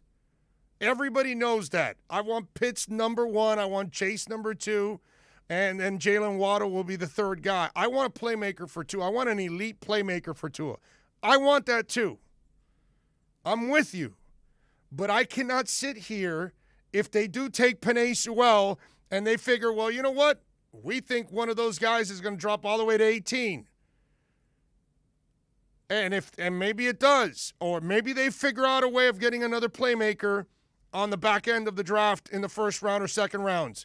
Maybe they find a receiver that does come in and kick absolutely ass. And what the Great Fear said is a statement that is fact. Because if you add another beast on the line, it's not some of you out there going, oh my God, not another lineman. Well, wait a minute, man. Do you want to have a great team or what? When you have a great line, you have a chance to have a great team. For Christ's sake, Bob Greasy passed the ball 6 times in a Super Bowl because he had a great line and a great running game. 6 times. Lamar Jackson, who's an absolutely shitty passer, can actually be effective because of the line and the running game that they have. I mean, come on, dude. Let's go. It's not the worst thing in the world to beef up your line. Again, I go back to the Pat Mahomes thing. Look what happened to him in the Super Bowl. He got cremated, bro. Why? Because he didn't have a line. So it doesn't matter. You can have all the weapons that you want in the world. If the dudes up front can't block, you are dead in the water. Okay? You're under siege. And Steven Seagal is about to wreck your world because the power in the boat left. And the dude with the glasses can't figure it out. Anybody pick up on that? Anyway. So that's what will happen to you if you got no O-line. So while I want a playmaker, a lot of you want a playmaker, taking Penei Sewell is not a stupid pick. Okay? All right? It may not be, I'd rather want the playmaker, and there's enough tackles that you can get a right tackle at number 18. And if Tevin is there, that's a hell of a pick at 18. Dude's a freaking wall. And if you get the playmaker at 6 and you get the tackle at 18, then you're doing both now. All of a sudden, Tua will have time. And, the way it's looking at it, so what if I tell you this now, Tito? Okay, are you ready for this? What if I tell you the first pick is Pitts or Chase at 6, the 18th pick is Tevin Jenkins, and the 36th pick is Javonte Williams? Yeah, I'd love that. Is that not an exceptional draft? That'd be a fantastic draft. That would be a fantastic draft. I think the situation can be summed up pretty properly as if one of Pitts or Chase are there, it's no question. Take whoever is there. If neither Pitts nor Chase are there, and I've said this before, I'm fine with taking Sewell. And I'm fine with taking a running back at 36 and taking a pass rusher at 18. That's fine. If they want to invest in the O-line in this draft, I'm fine with that. What can't happen, and I told you this morning and you agreed with me, is if you do take an offensive lineman at 6, let's play that game. If you take an offensive lineman at 6 and the Dolphins' run game still sucks next year, oh, no, yeah, you messed up. Yeah, you screwed up. You messed up. You screwed up. Because then you wasted when you saw generational pass catchers. No, you screwed up. Yeah, exactly. And that's not to say that it's a guarantee that Chase and Pitts are going to be Hall of Fame players. There's no guarantee. No. But here's a stat that I heard from Bucky Brooks this morning that I thought was fantastic. Out of all the guys in the Hall of Fame the last 30 years, the guys that have inducted in the Hall of Fame the last 30 years, 30 of them were top 5 picks.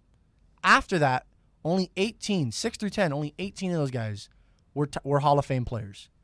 You are on the doorstep of being in the top 5. You were in the top 5. You moved one slot out of it. That means there's a chance that you could get a top 5 caliber player. I agree. And that's what Pitts and Chase are. And that's what Pitts and Chase are. Is Sewell that? I don't know, but I'd rather hedge my bet on Pitts and Chase being in that category than Sewell. I agree.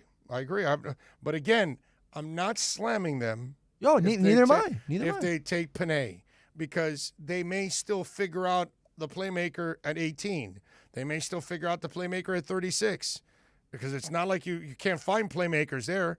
You'll be able to find playmakers. Maybe they feel Kadarius Toney's going to be a hell of a player, so they take him at 18, or they wait till 36. And I don't know. But in a way, if you take Pitts or Chase at 6, you take Tevin at 18, and you take Javonte Williams at 36, are you going to complain? No. Right? Because they got the playmaker, they got the running back, and they got a tackle. Holy crap. Everything that helps Tua. Another guy to protect his blind side. He could be groomed under Fluker. Right? You got the number one playmaker either in Pitts or Chase to add to your offense, and then you added the running back. And I love the Williams kid. I don't know. To me, it's one of those where, and you could probably still get a center with that second pick in the second round at 50. You'll have an opportunity there. I'm sorry. Do we? Hold on a second. I thought it was at 130. No. Okay. You got him now? Aaron, are you there? Oh, where are we at? Ira? Do we have Ira now, or when do we have Ira? Oh, okay. There we go. Okay. All right. So, All right, let's take a break. Ira Winderman is going to join us next. We'll have a little fun with him. We'll talk a little basketball. He's got problems. He's covering some problems right now. Chris Greer's got some problems. All right.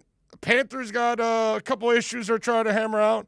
We'll see if Ira's got all the answers for the Heat because it was ugly last night. We'll be right back to the Big O Show. You can join us on the Onside Sports Line, 888-441-4623. That's 888-441-4623. Time for a Sports Grill NFL Draft Profile. Florida tight end Kyle Pitts. This 6'5" junior comes in at 239 pounds. End zone shot, and Pitts got it. Touchdown. 2 defenders right there, and Pitts able to rip it out of the air for the score. The ultimate matchup nightmare would look phenomenal in a Dolphins uniform, lining up everywhere on the field and causing havoc for defensive coordinators. Forget those that tell you he's not a burner. When you're an excellent route runner, body level control like a young Larry Fitzgerald, and craftiness to get separation, Kyle Pitts will dominate at the next level. Teams that could select him: Atlanta at number 4, or the Miami Dolphins at number 6. Join OnsideRadio.com for NFL Draft Week at Sports Grill in Miami, 11481 Southwest 40th Street, Bird Road. For a 2-night event starting on Thursday, April 29th at 7:30 p.m. and Friday, day 2 at 6:30 p.m. Listen to the live broadcast exclusively at OnsideRadio.com, or join Big O and Alex Dono for the best Miami Dolphins draft coverage on your home for real sports talk. OnsideRadio.com. This Sunday, Inter Miami CF visits Nashville SC at Nissan Stadium. Join OnsideRadio.com as we broadcast live from Dangerous Minds Brewing Company in Pompano. Our pregame broadcast watch party starts at noon. Game time is at 1 p.m. Listen to all the games by going to our website at OnsideRadio.com and download any of our apps. Follow Inter Miami CF all year long on your home for football. OnsideRadio.com. Keeping you informed in the world of sports.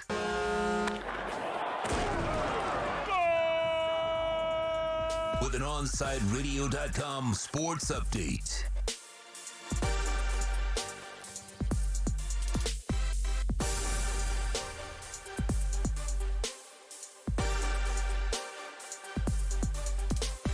Last night, Miami Heat dropped the game to the Chicago Bulls 110-102. Jimmy Butler had 33. Bam Adebayo had 23, but it wasn't enough. Heat are a half game behind Boston for the final guaranteed playoff spot. Spurs are in town tomorrow. Tip-off is slated for 8 p.m. The Florida Panthers also failed to win. They lose to the Nashville Predators 4-1. Sam Bennett scored for the Panthers, their lone goal. Cats are back on ice tonight. They take on the Predators again in a rematch. Puck drop slated for 8 p.m. And the Miami Marlins defeated the Milwaukee Brewers last night 8-0. Trevor Rogers with 6 innings and 7 strikeouts, 0 earned runs.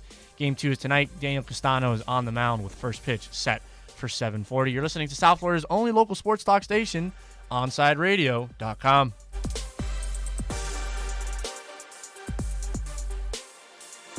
When you want a perfectly straight smile without braces, you can count on MoodyAsDental.com. A stunning smile is within reach. Learn more about Invisalign. Find out why so many trust the Moody Ass family. Dr. Moody Ass is an inventor and has several patents on innovative surgical instruments that are used around the world. Experience a family environment and trust on a worldwide level. From implants to crowns to a beautiful Invisalign smile. Call 305-821-0231. That's 305-821-0231. Or go to the website at MoodyAsDental.com.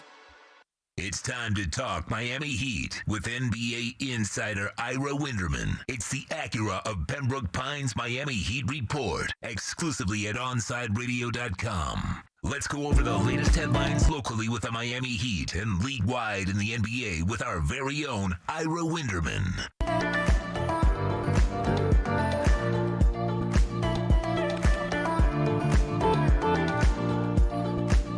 All righty, let's talk a little Heat. It was ugly last night as they lose to the Bulls 110-102, but the man that has all the answers is, of course, Ira Winderman, who has been covering the Miami Heat since day one.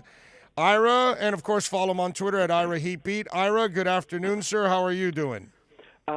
Still in recovery mode, and now with the harsh realization that with 10 games left in the regular season, if it ain't go time right now for the Heat, there ain't going to be no go time. No, I'm with you there. There's no doubt about that. And where's the disconnect that you see from this team that they can't find? Is it that they're just not good enough? Or is it just the chemistry isn't right on this team? What is it? This team walked a very fine line even last season. And if the team is whole, you're going to be okay.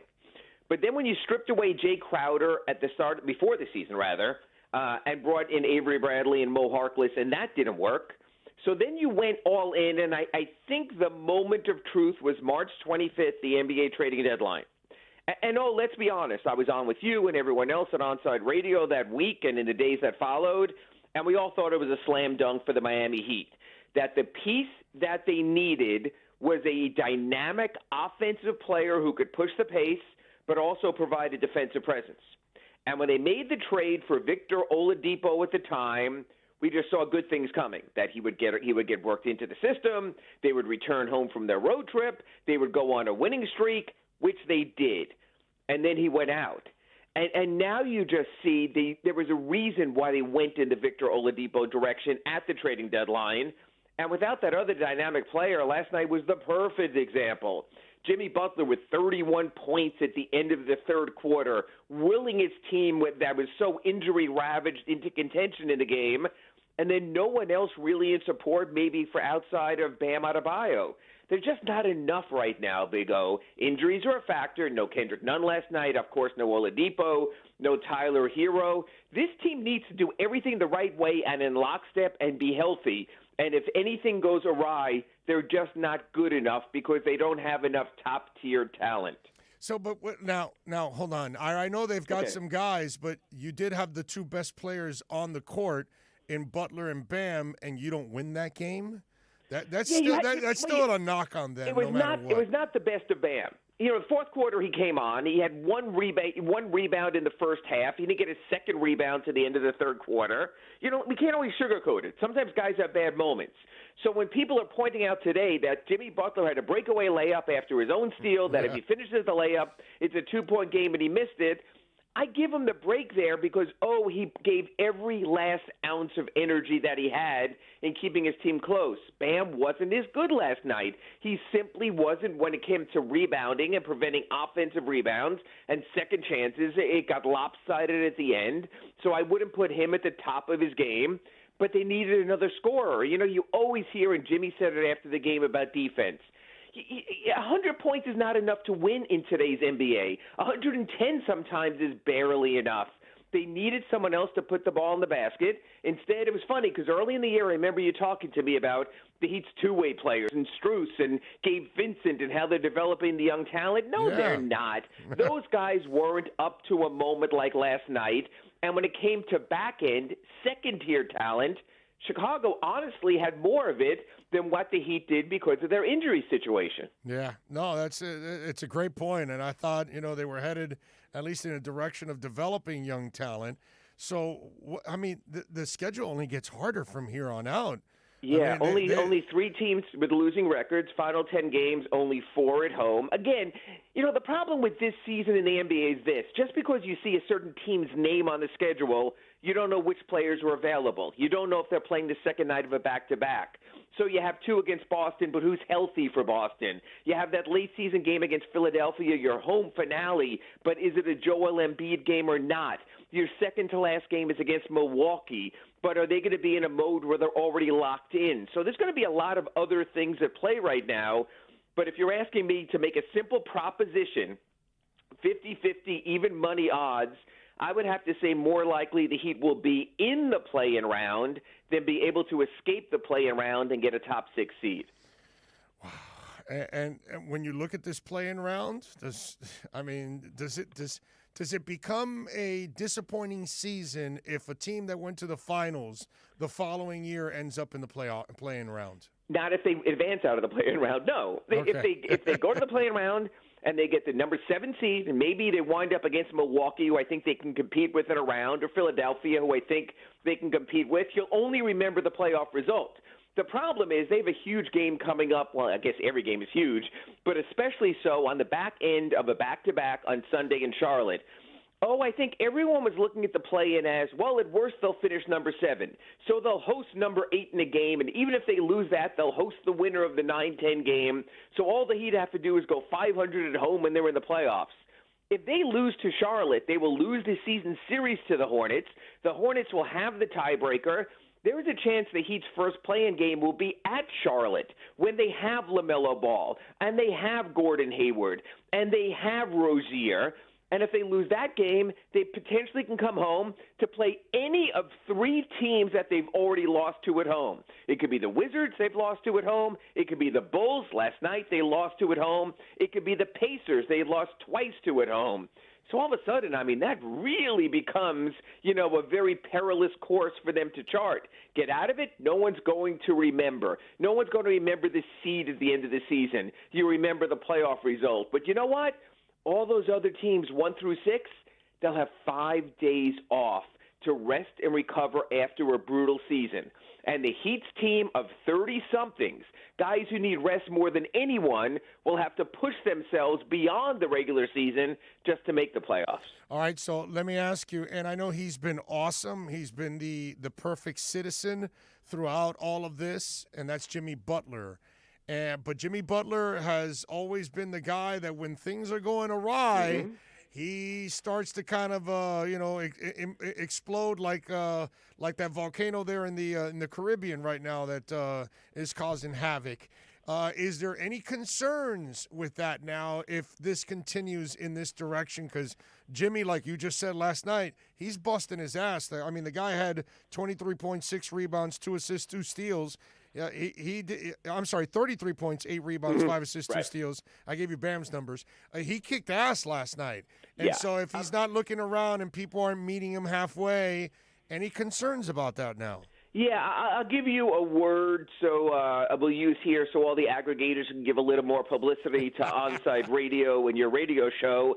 I would say the Heat, if it doesn't go right this season, could be facing a combustible offseason with Jimmy Butler. Because I think Jimmy, he sort of, after the Minnesota game when he went off a little bit, realized now's not the time. So I think it happens in the offseason. And it can go a couple of ways, Big O, if they're bounced early or go out in the play-in round. Number one, he could say, you know what, I only have one more guaranteed year in my contract and then I'm out of here, and really put demands on the team, either to make the team much better or get him out of there. That's a possibility. Or he could demand an extension. That if I'm going to go through this BS and go through the kind of season where I had to lift all these guys and we went nowhere, then I want my money for what I did last year and I want it now. And then you get into a contract extension thing. So I think there's really the possibility, and again, I think this is a possible word for it. I think it could lead to a combustible offseason if they don't make things right in these next 10 games, potentially in the playoff round and potentially in the playoffs. And you know what? I wouldn't begrudge Jimmy.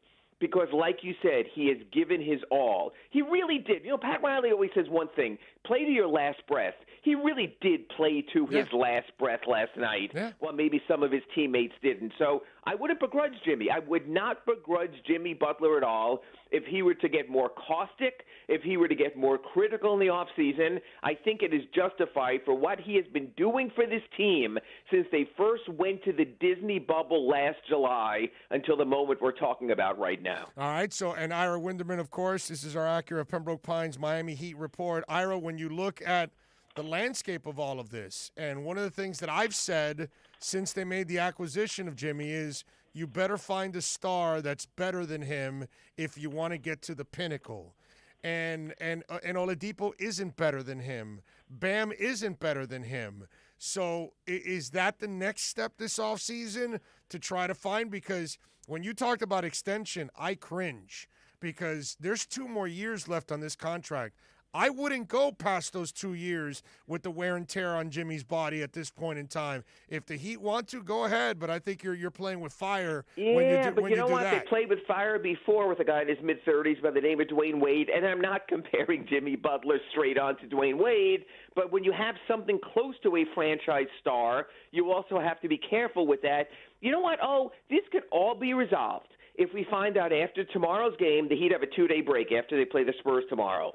And we find out that that's going to be their mini training camp for Victor Oladipo, and that Victor's going to be on the court in a game against Cleveland on Saturday, maybe not both games of the back-to-back and moving forward.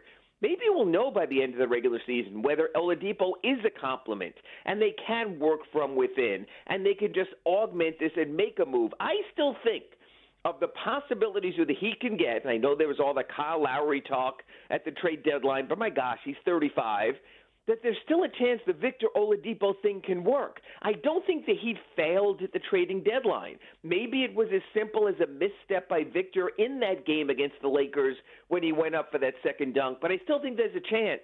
But I will say this. If that's the course that the Heat chart, I think it will have to again be the hard way for the Heat. And what I mean by that is this team will have to be in perfect lockstep like they were in the bubble to have success, because that's how they're built. Because in the absence of an ultimate superstar, and you're not getting Giannis, we know that he did his extension, I just don't see a superstar out there. I just don't see someone you're going to grab. You might say, hey, what if the Wizards don't make it with Bradley Beal? But I think even fighting the good fight with the Wizards now and having a competitive second half, I think will tone down that situation a little bit in Washington and maybe fuel Bradley Beal to realize, hey, if we didn't get off to a bad start, we could be a good team. So everyone's going, the Heat have to get a superstar. Do me a favor, Owen. I know you always put me on the spot, so I'll put you on the spot. Who's that superstar? I don't know that superstar, and I was going to add this. They didn't do jack shit this season to actually attract a superstar. This place looks like I like the second point of that. That's because they look dysfunctional. They're not good. They're not a good team right now. Yes. Why would a superstar want to join this mess right now? What everyone talks about, Kyle Lowry's struggling in Toronto, and if his contract's going to end, he wants to go to a team where he can make a run at the playoffs. Well, the Heat wasn't that team after all, was it? So when you talk about, or in the offseason, this guy's going to look at the Heat, or Bradley Beal's going to say, get me the Heat, or DeMar DeRozan, who comes in tomorrow, is going to go, I want to go east in free agency and go back to a contender. All of a sudden, again, look at the standings. Right. There are 6 teams in the Eastern Conference right now who have better records than the Miami Heat. So to say you want to go to a contender, no one says, hey, I want to go play for the 7th place team. No one says that. I agree 1,000%. You can have all your Heat culture. You can have all your talk about history and great work they've done with the players. If I'm a player, I'm looking at a roster and saying, is me alone, and maybe some players have this arrogance, Big O, that a player will say, me alone, am I going to make a 7th place team into a 2nd place team? That's going to be the question. You're right. That's going to become a much harder sell for the Heat after this season. Yeah, and the way this team is structured, all these young guys, and here's the other thing. You mentioned the Oladipo thing. There's not enough sample size to find out if it works or not. There's only a few games left in the regular season. No, it's going to have to be on faith. It's going to have to be on the Heat's metrics. It's going to have to be on the Heat's medical staff to say, you know what, that quad and that knee we believe can get built back up to 95%, because that's the one advantage of the trade. Bobby Marks of ESPN mentioned this, some other people, that by having Victor in, if nothing else, they have the physicals better than any other team during these COVID times to know about his bodies. It's like the NFL draft you're getting ready for. Their teams haven't had the physicals like they've had in previous years. So maybe that one advantage will let them know, can this body hold up if we're going to give it a 2, 3, 4, 5-year contract? So maybe there is some advantage, at least in that. Well, yeah, but the question is, did they learn from the Dion Waiters situation? Because they gave that dude a 4-year contract knowing he needed surgery. That does not make me feel good. I think they learned from that. I think it's different people. I think there's a much better body of work from Victor Oladipo when he was healthy, which I agree was a different time than there ever was from Dion Waiters. I don't know if I would make that comparison. All right, follow him on Twitter at Ira Heatbeat. More importantly, catch his work at the South Florida Sun Sentinel, and damn it, subscribe support our reporters and our writers who do a great job of covering everything locally, sports, you name it. They do a great work in the local papers, so make sure you subscribe to the Sun Sentinel. Ira, as always, you're a stud, my brother. Thank you for taking some time. And the countdown begins. T-minus 10, my friend. Thank you, O. You got it. There you go. Ira Winderman. Yep. Will the rage of Jimmy happen is the question now. Now, is this a ticking time bomb now? Because the time bomb has exploded in other cities. These young guys aren't living up to it. So what do we do? What happens? And can they get that other star? You're not, and you're not attractive. Okay? You're not attractive. There's not an attractive place. So now, not only do you have to find a star, you have to now convince that star that you've got the right plan in place that you can join Jimmy and get over the hump. And like I said before, I said it when they acquired him, and I'll continue to say it. You better find somebody better than Jimmy if you want to get to the pinnacle. If you don't find somebody better than Jimmy, you will not get to the pinnacle. And what happened last year in the bubble, all of you out there in Heat Nation, I get it. I've talked about this. They've developed zombies in some of you. Oh, everything will be fine. Everything is an NBA. No, it's not. Don't fall for it. Don't fall for the banana in the tailpipe. Okay? This team is not anything like they were last year. That was a moment in time that everything fell into place. That'll never happen again. Just like the Marlins in 2003. It's magic that happens, and you've got to capture it. The Marlins were able to capture it in 2003. The Heat, they couldn't capture it. They had the bad luck, the injuries, and then now you have the misleading perception that you are actually that kind of a team. And this Heat team was never championship caliber.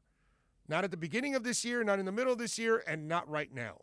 And they're not going to be next year with this same group. Let's see if they can make the right changes. Back for the final segment of hour number 2, Aaron Wilson will join us now at the top of the hour. We'll get into NFL draft talk with him next. This has been the Acura of Pembroke Pines Miami Heat Report with Ira Winderman. Visit Craig Zinn's Acura of Pembroke Pines at 15601 Pines Boulevard. Come experience the oasis that customers deserve and the dealership that earned Dealer Rater's 2020 Consumer Satisfaction Award at Acura of Pembroke Pines. This is how we do it. We'll be right back to the Big O Show.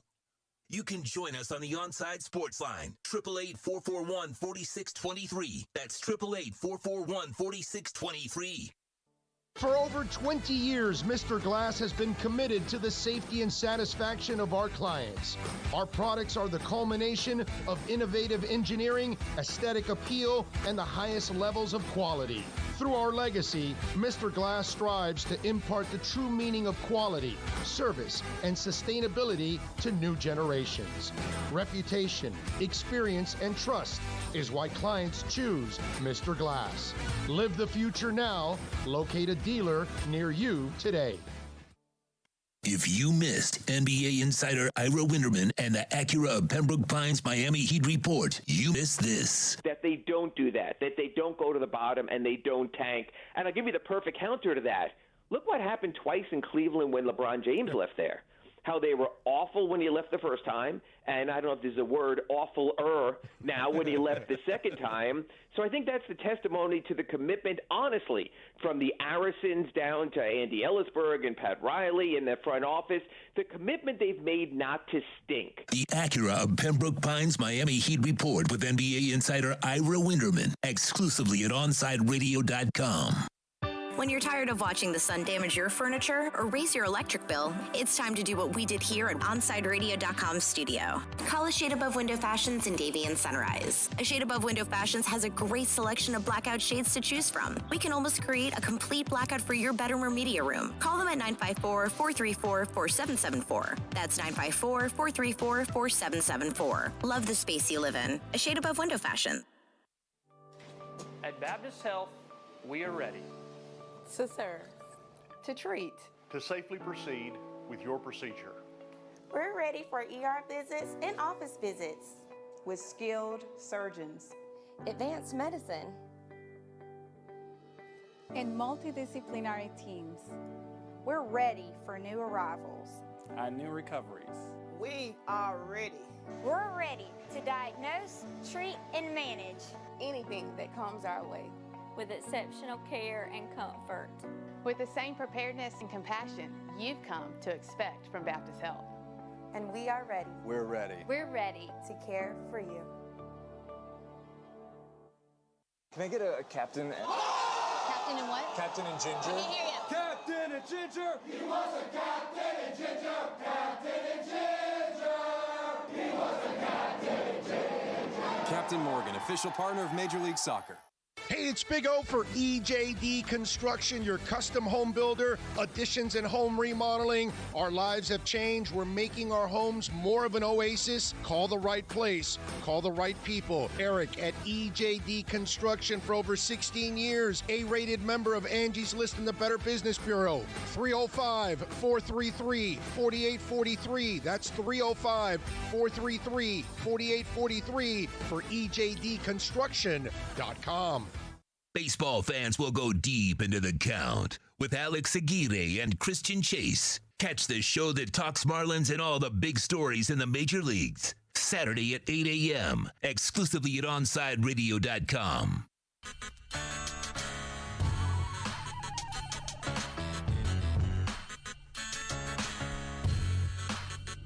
All right. Yes, it is. It is the final segment of hour number 2 here. Hey, Miami Dolphin fans, dude, I'm telling you, dudettes, you better get your asses out there to Sports Grill. Come on out, hang out with us, bring friends, bring family members. Let's make it a rockin' 2 nights. We haven't gotten out much. We get to celebrate. We get to talk about the draft. We get to cheer on the picks, cheer on our Dolphins. I'm already getting goosebumps just thinking about the draft on Thursday. So, OnsideRadio.com's NFL Draft Party at Sports Grill in Miami, 11481 Southwest 40th Street and Bird Road. Join myself, Alex Dono, Omar Kelly for this 2-night event starting on Thursday, April 29th at 7:30 and Friday. Day 2 will start at 6:30. We'll have drink and food specials, all kinds of stuff. It'll be the best damn draft party out there. Join us for a 2-night event as OnsideRadio.com and Sports Grill and Bird Road bring you the best NFL draft party on La Planeta. So let's go. All right, Aaron Wilson's going to join us at the top of the hour. We'll talk a little NFL draft with him. He has very good connections around the league, so I figured we'd talk to Aaron and get his thoughts on several topics going on in the NFL. Good afternoon. Dono, Kenneth Cleveland is live in the Boom Boom Room. All right, this is at 1:01. You know that he's not on till 3, right? Kenneth, I'm just saying, it's all good. But, okay, he says the lovely ladies, Holly, Selma, Sophia, Charlize, and I have both shots. Dono, no side effects except the ladies' boobs got bigger. Nothing wrong with that. Let's see, what else do we have here? Good afternoon, everybody. Big O. I think that excites me the most about Miami's draft prospects. They have so much flexibility and versatility in how they can go about addressing the team's needs. So if we play out the scenarios and draft Sewell with 6, we could grab, let's say, Rashad Bateman or Terrence Marshall Jr. If Landon Dixon is available at 36, grab him because he can play all 3 interior line positions. And take Javonte Williams or Michael Carter with number 50. I don't think Williams lasts to 50. There's no doubt Michael Carter will be there on the back end of the 2nd round or the 3rd round, actually. The Memphis kid is pretty good, too, by the way. Or Creed Humphrey at 50. Would anybody really be able to complain if any of these scenarios played out? Miami's first 2 rounds, Ron in Michigan. I agree, Ron. I mean, I love your attitude, Ron, because there are different ways to build the team, and they're not locked into that they have to get this position in this draft pick and that position. No, because they're still in a spot where they need several positions. You know, you'd like to get maybe 2 more linemen. You'd like to get at least another playmaker or 2. You'd like to get a running back. You'd like to get a pass rusher. You'd like to get an extra linebacker. You'd like to get a safety with coverage skills. The Oregon kid would be good. I like the Oregon kid. There's a lot of things that they need, ladies and gentlemen. So it's not like this is not a finished product here. This is not like, hey, they only need a corner and a tackle, and they are Super Bowl bound. It's not true. So they have several needs. So that flexibility gives you the opportunity of picking what you think is best in that specific part of the draft. That's why I'm telling you now that I think that tackle position is going to be filled at 18 now. Okay? It'll be that, or it'll be a pass rusher that they're absolutely in love with. If not, maybe they'll get that outside linebacker pass rusher if he can actually fall to 36, which I doubt. If not, then you'll get the tackle at that spot, or a guard, or center, that is. Maybe at 36 is what you do, and you get the pass rusher at 18. You'll try to solve as many needs as you possibly can. All right, let's talk to Aaron Wilson, NFL insider. He'll join us next. We'll be right back to the Big O Show.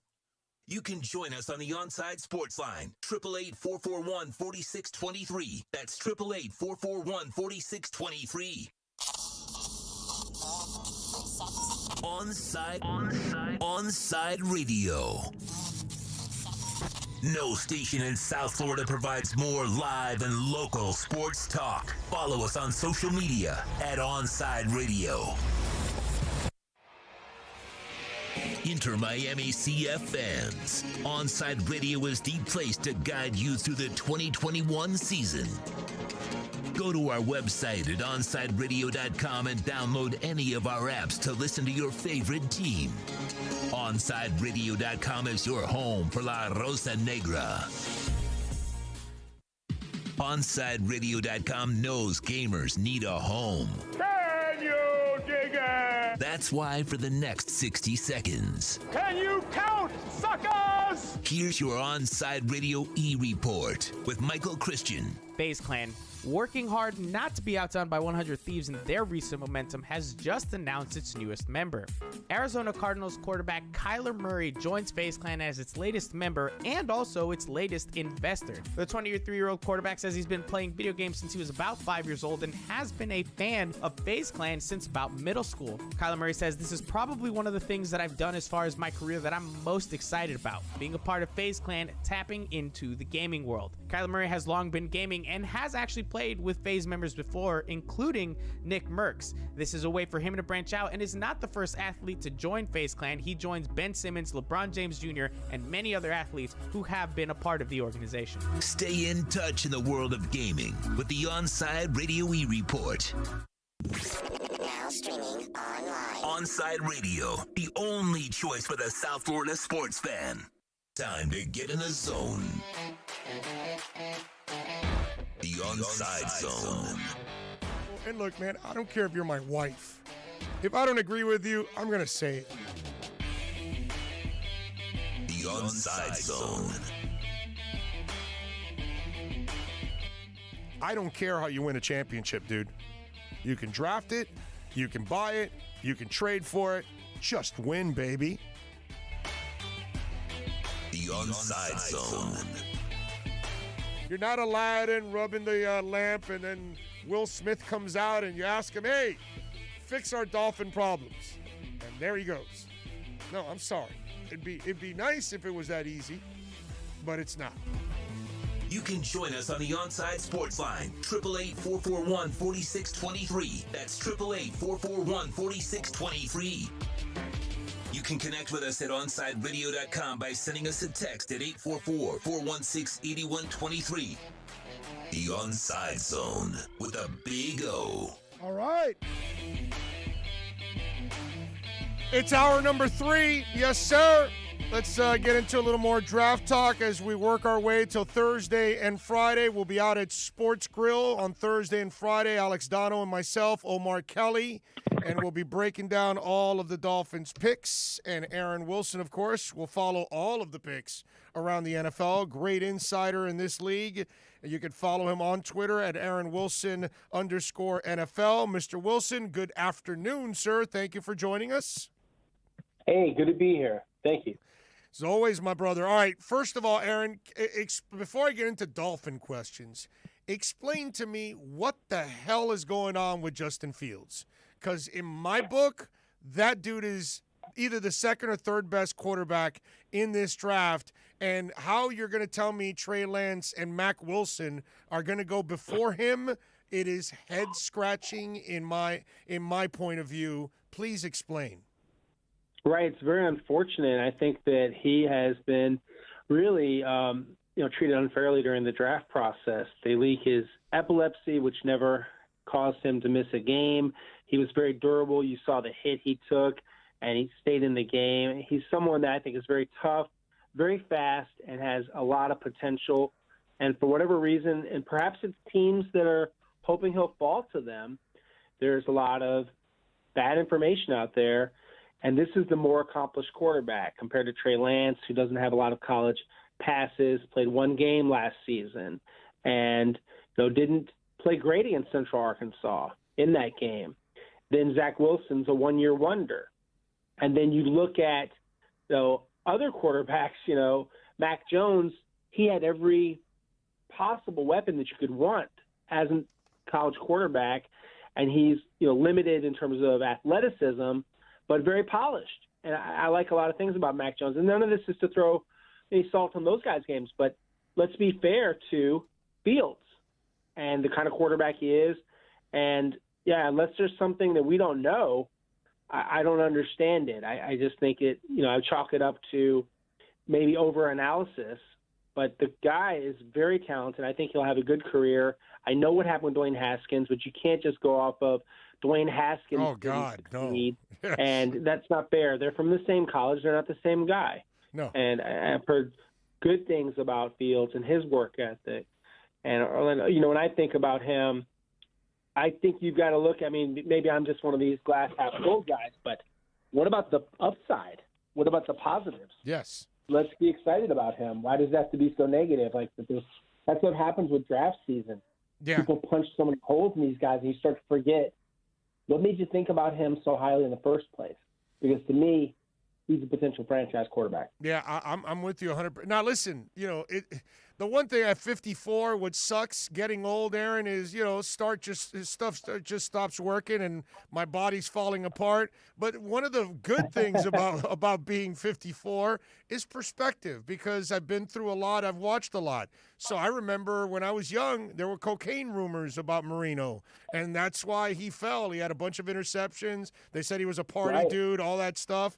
Russell Wilson, short, baseball, this, that, and, the rest is history. So the lying season has affected many, many people over the years. You know what I mean? So I just find it unfortunate because, that kid has just proven to us he's a baller, he's a winner, he's a leader, he's tough as hell. I mean, that kidney shot he took, dude, it was a kidney shot from a helmet, my brother. I mean, most of us would not be able to get up off that field or ever go to work again for like 3 months after we take that hit. You know what I'm saying? Absolutely. It's an ouch moment. Yeah, it's really weird for me. All right. So now hindsight is 2020. Everything's gone. Miami out of 3 to 12, back to 6. I've thought from the get-go it's been all about Pitts and Chase. Is it going to happen for them? What's your gut tell you? Is it Pitts or Chase, or are they going to settle for Waddle? I think they're going to have a good choice there where they're going to have Pitts or Chase still available. I think that there's a good chance that the Falcons, we're hearing a lot about Trey Lance, and if they don't draft Kyle Pitts, and I think that's the only other option for them if they don't go quarterback, then you've probably got Chase there. And I think this Bengals could go with Penei Sewell. They need to get an offensive tackle. They got to protect their investment in Joe Burrow. So then Jamar Chase gives them that dynamic and larger receiver, compared to the Jalen Waddles and Devontae Smith. And I think he would be more of a fit for what Brian Flores wants to do, which is to, bully people at any facet of the game, at any part of the field. And if that happens, you've got a weapon for Tua. I think it's a good situation. I know some people looked at today and thought, well, what does this mean? The trade that went down. I think they've got some flexibility and they have some confidence in their ability to develop their offensive line. They're young offensive linemen, the Robert Hunts of the world, guys like that. And, I think if I'm Brian Flores and Chris Greer, I'm looking for an offensive weapon but I don't want to necessarily go smaller like Smith. I wonder about him, just fairly. I know he was able to defeat press coverage at the college level. I wonder, I am one of those ones that I do worry a little bit about his weight. He is very undersized, and I have a little bit of concern there. I'm not saying he won't succeed. I just have, a little bit of pause there. I would rather go with more a guy that I think is going to dominate. And to me, Chase or Pitts, they're plug and play right now. Well, and let me ask you something. I'm with you. I think they're going to go for playmaker at 6. I don't think anybody that thinks Panay. I think that when they traded out of 3, they told you pretty much we're not getting Panay. We're not interested. We're interested in a playmaker, because if they wanted Panay, then it'd be really stupid. Let's move to a spot behind Atlanta and Cincinnati, 2 teams that desperately need Penei Sewell. Yeah, let's move behind. That doesn't make any sense. So I'm with you. They're going playmaker there. So now, Aaron, at 18, and the interesting, again, I think the Dolphins get a lot of breaks here. A bunch of QBs will help them get a great position player at 6. And the fact that there's so many offensive players that are going to go pretty much in the first 10 picks, it's pushing a lot of defensive players and pass rushers to that second part of the first round between 10 and 20, 25, something like that. So they're at 18, my brother. And so at 18, the other thing is that outside of the top 2 tackles, Panay and Slater, the other ones, the next level guys, are going to be right around that pick also. So now I'm thinking it's either pass rusher or right tackle at 18 for the Dolphins. Agree or disagree? I like that way of thinking, and there's a pass rusher I have in mind for them, and I wish he had been more productive last season, but I really like the upside, and that's Kwity Paye from Michigan. Okay. And I could see him falling to that point, and if he does, I could see them pouncing.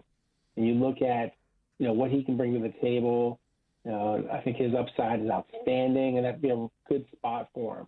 If you are thinking right tackles, then Tevin Jenkins from Oklahoma State would be very good for them. Beast. And I think he'd be a nice fit. He's a guy that knocks people down. Just ask Joseph Asai from Texas, who's a good pass rusher. And the way he manhandled him at the point of attack at some stretches of that game and that encounter. Yeah, I like him. I think there's going to be some other offensive linemen available, but I think Christian Darrisaw is off the board. I think Elijah Vera Tucker. And so you're going to see a little bit of a run on some of these offensive linemen. And to me, Tevin Jenkins, that's kind of a sweet spot for him to fall in. I think he would fit the toughness factor that I believe that Brian Flores is all about. And definitely a solid blocking all-around kind of offensive lineman. And I've heard good things about him from NFL scouts and scouting directors. He's checked a lot of boxes. And he's healthier than Walker Little from Stanford, is also a good player, but I think he's going to be more of a second-rounder. And so, yeah, I like Tevin Jenkins or Kwity Paye. I think they made their choice of those guys. By the way, one of my guys is Zaven Collins from Tulsa. Do you like him? Because I think he would be also fantastic for the Dolphins. I do. I like him, too. And I also like him for, possibly for the New England Patriots. I think that he's kind of like, reminds me a little bit of like that Donta Hightower all-around kind of guy, but faster. And usually guys that move like him, they're edge rushers. And I think he's someone that I think the Patriots would have a lot of interest in. And there's some rumors linking them a bit. Nothing concrete, as everything is smoke this time of year. Don't trust a lot of information this time of year. But, yeah, I think that Collins might fit in. If he's there, I would put him as the pick above those guys. Imagine a linebacking core with him, Bernard McKinney, Baker. Wow, that's a wrecking crew. Yeah, I'm with you there. Hey, by the way, since I last had you on, Dolphins made a move that kind of affected your world, and that's Will Fuller. And by the way, I thought Greer was genius on this move because the kid's had his share of injuries, we all know, and a lot of these thoroughbreds, hamstrings sometimes are an issue for some of these thoroughbreds, and he's one of those kind of cats. But I loved what Greer did, signing him to a 1-year deal, because that kind of puts the onus on him to, man, I better come in with my body right. I better go out there and rock it out on this 1 year so I can get the big contract down the line. So I love how he left that carrot dangling. But explain to us. I'm glad you bring that up.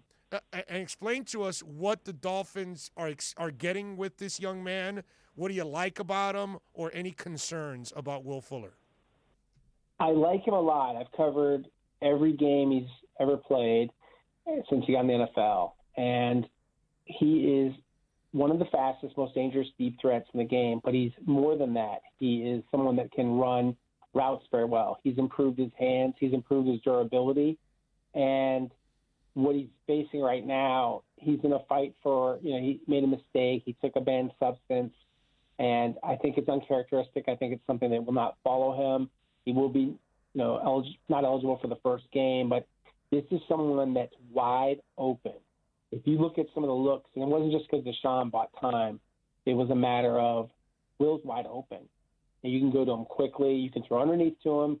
He's got some run after catch ability, but he has really gotten better, where he was a pure speed guy initially, and now he's a better route runner. And I think he's definitely a much more polished wide receiver. He did a good job with the Texans, and he's got production, and he can do returns. He can do anything you really want done, and it's a good move because it's a prove-it deal. And I think that Will prove it. I have a lot of confidence in him. I know how hard he's been working. I think that there's going to be just a really good fit. When Tua's looking downfield, it's a really easy read for him, because the guy is that fast. He beats fast corners down the field. It's not even close. I've watched him just dust guys for years. 10, 15 yards, he's behind them. And then he catches it. He improved his hands greatly. At first, I would watch him, and I thought he got dinged a lot, but he figured some things out. And now I think he's in a really good place in his career. I expect him to thrive with the Dolphins this season. One statement you made there that I find interesting, that he's improved on his durability. Do you know what he figured out? Because I remember Fred Taylor came into the league out of Florida, and he's a fantastic talent.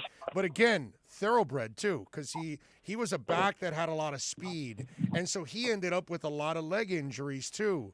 And then a couple years in, he kind of figured it out, and he went on this run for like 6 years without injuries, and had a really nice run in his career.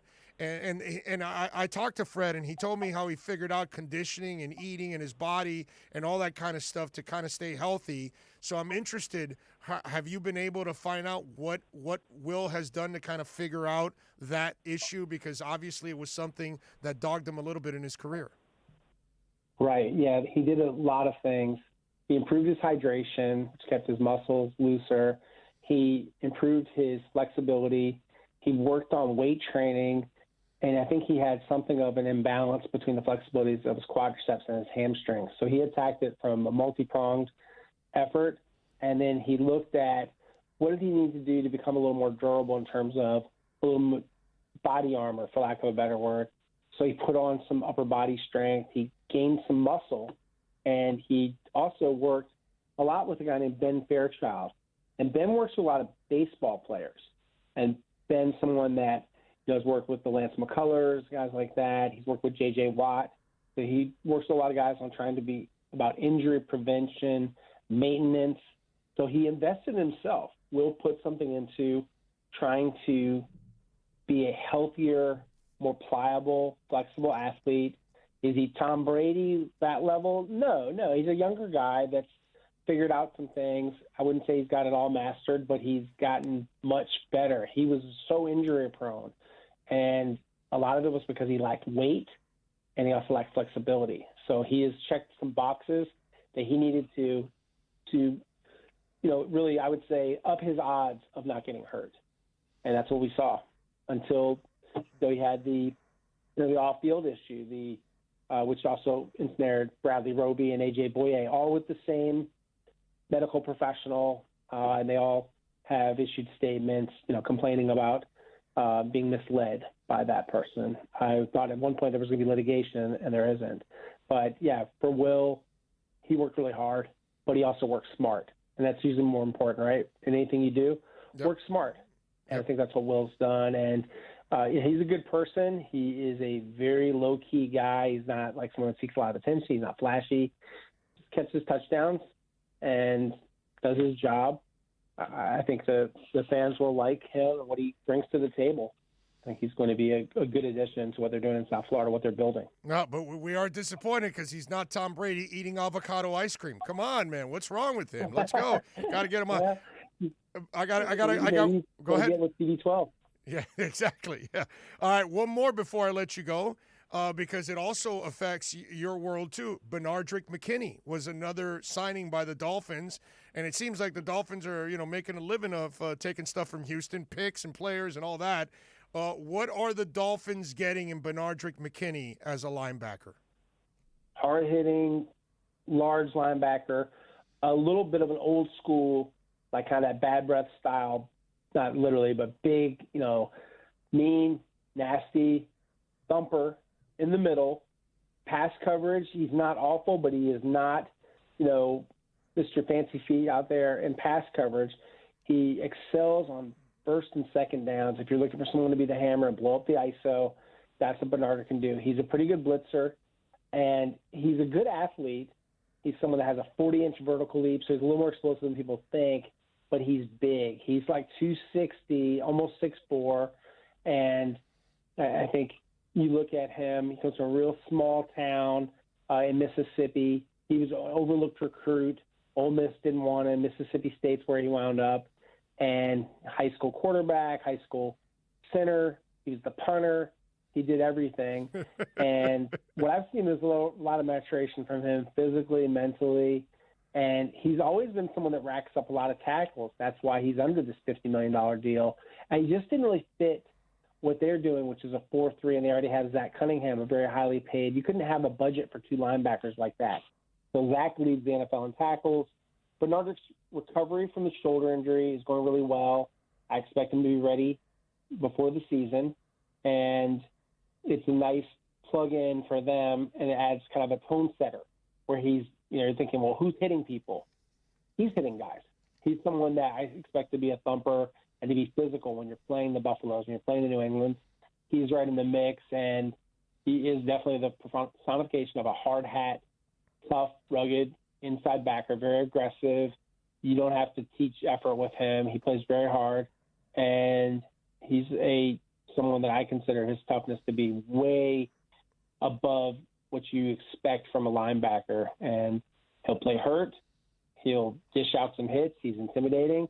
He's also a smart guy that even did virtual reality training with the headset on. We actually did a feature last year where I wore the headset and did these things to try to work on my peripheral vision, and I didn't react nearly as fast as and it's a VR training he did with a video game company to try to, even make himself even more quicker and more instinctive. But it was a good trade, because Shaq Lawson gives them what they need for a 4-3 style end, and it was like two guys that weren't necessarily scheme fits as much now, and they swapped spots. And I think it's a good situation for Benardrick. And also he goes to a winning team. And, Houston is rebuilding, and the Dolphins are, moving up. Yeah. And by the way, Aaron, when you're describing him, I'm thinking, wow, he's a slightly smaller version of Levon Kirkland. If you remember, Kirkland was like a 285 linebacker, which is crazy. His size, the way he would move around and play. Different kind of body, yeah. He's a taller, very muscular guy. He doesn't have like that kind of body fat like Levon. Right. No offense to Levon, it was great, but his style of play is a lot of inside things that he'll do the dirty work inside, but occasionally in space he'll do something and be like, hey, that was pretty good. Yeah. But I just, because he's so large, do I love him breaking down the open field or getting him out in space against like an Alvin Kamara? No, I don't think that's his forte. But you play to his strengths, as they say with a musician, let him play his hits. Right. In a way, they had a Landon Roberts last year who got injured. This is kind of like upgrading the person that played that position in a Landon Roberts this year. That's kind of the way. He's been to a Pro Bowl. Yeah, he's been voted as one of his the best of his peers, and he was a second-round draft pick. There's a pedigree there. I think he checks a lot of boxes when you're thinking about linebacker and what Flores is looking and for. I think he's someone that will be a leader. I think he's a potential team captain, depending on their locker room chemistry or how they do all of that, how he fits in. But he's someone that people gravitate toward. He's very respected, and he is not very self-promotional, kind of like a little bit like Will. He's not really looking for a lot of media, not always doing like the spiciest quotes and things like that. But yeah, his game kind of speaks for itself, and he's someone that's very respected. Bernard leaves Houston with a really strong reputation, and he just unfortunately had an injury last year, but it's the only big injury he's ever had. And so, yeah, I think they're not getting someone that's like washed up. He's in his prime. Oh, there you go, Dolphins. In other words, a quiet badass is what you're getting in that man right there. You got it. You nailed it. There you go. Follow him on Twitter at @AaronWilson_NFL. Always great follow. Always great insight on the league. Aaron, as always, you're a stud, my brother. Thank you for taking some time and even adjusting a little bit on the fly. My mistake. I'm sorry about that. No need to apologize, brother. Thanks. I enjoyed it. Look forward to more conversation. You got it, my friend. You be good. There you go. Aaron Wilson, good stuff. NFL Insider. Follow him on Twitter at @AaronWilson_NFL. Let's take a quick break. Back with more right here on OnsideRadio.com. We'll be right back to the Big O Show. You can join us on the Onside Sports Line, 888-441-4623. That's 888-441-4623. Inter Miami fans, time to find out more about your favorite soccer team with OnsideRadio.com's IMCF Football Focus. Here's Austin Robillard. Ever since joining the league, whether it was good or bad, Inter Miami seemed to always be rewriting the history books. In the last match against the Union, both Higuain brothers scored, and they became the first pair of brothers ever to score in the same team in an MLS game. Federico got his first ever goal contribution with Miami with an assist to his brother Gonzalo, and then capped off the 2-1 victory with a header in the 83rd minute. His brother Gonzalo doubled his goal tally from last season in just 2 games. Let's hope our number 9 and his brother can keep up the good goal scoring pace. Keep up with the latest on La Rosa Negra by subscribing on most platforms. Search Onside Radio.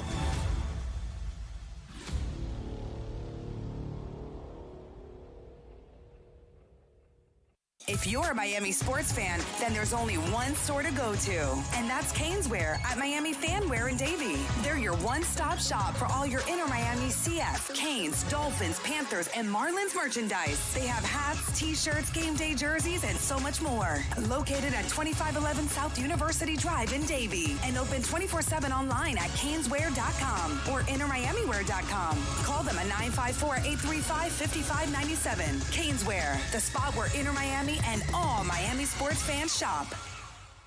Hey, it's Big O. You know, air quality in your home or business is so important now, folks. That's why you've got to call M&S Air Conditioning. Let them install high-efficiency polarized air filter in your AC unit that attracts, captures, and destroys biological contaminants to improve your air quality. M&S is always on call from 7:30 a.m. till 9 o'clock p.m. and, of course, emergency Sundays. Call for more info on high-efficiency air filters and their preventative maintenance plans. Visit M&S Air Conditioning at ac-florida.com.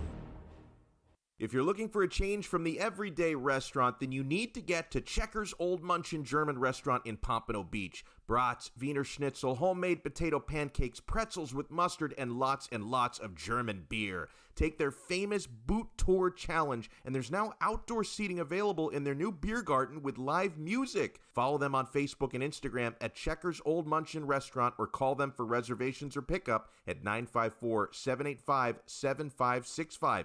So get over to 2209 East Atlantic Boulevard in Pompano Beach to Zagat-rated Checkers Old Munchin German Restaurant. When you want a perfectly straight smile without braces, you can count on MoodyAsDental.com. A stunning smile is within reach. Learn more about Invisalign. Find out why so many trust the Moody-Ass family. Dr. Moody-Ass is an inventor and has several patents on innovative surgical instruments that are used around the world. Experience a family environment and trust on a worldwide level. From implants to crowns to a beautiful Invisalign smile. Call 305-821-0231. That's 305-821-0231. Or go to the website at MoodyAsDental.com.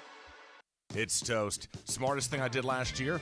Called B&T Windows and Doors and had PGT custom windows and doors installed in my house. Listen, it's spring. That means before you know it, we'll be hearing about the tropics churning. That means you need to get your home and family protected today.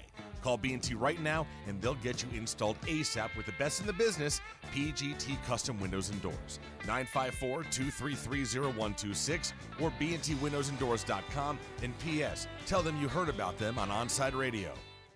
You can connect with us at OnsideRadio.com by sending us a text at 844-416-8123. Save it on your cell phone, 844-416-8123. No better place to send your comments, ask questions, win prizes. OnsideRadio.com, the only choice for the South Florida sports fan.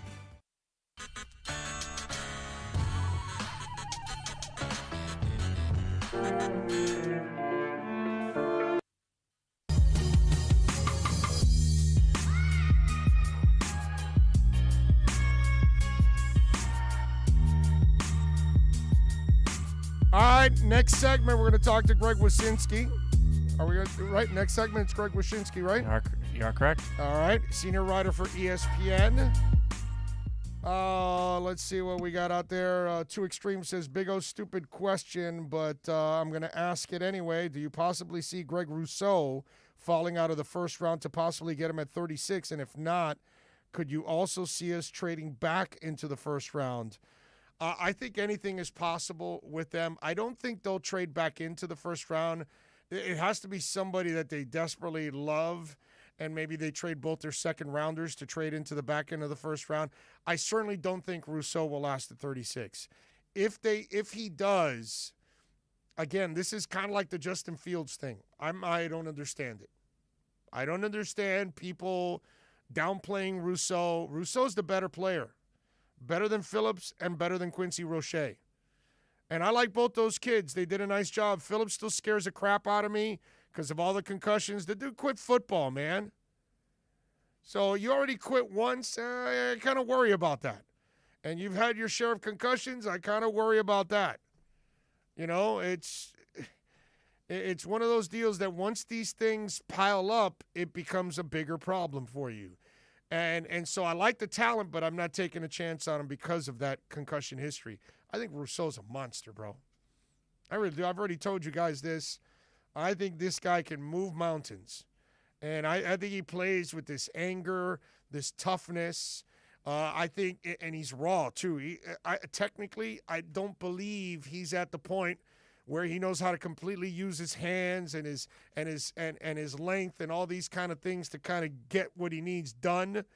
But he is so strong, so powerful, so willed that he gets there anyways, and he will be a disruptor. I'm a true believer of Greg Rousseau. But I don't get what's gone on with the dissing of Greg Rousseau. It's just the weirdest thing out there. And somebody's going to get a bargain.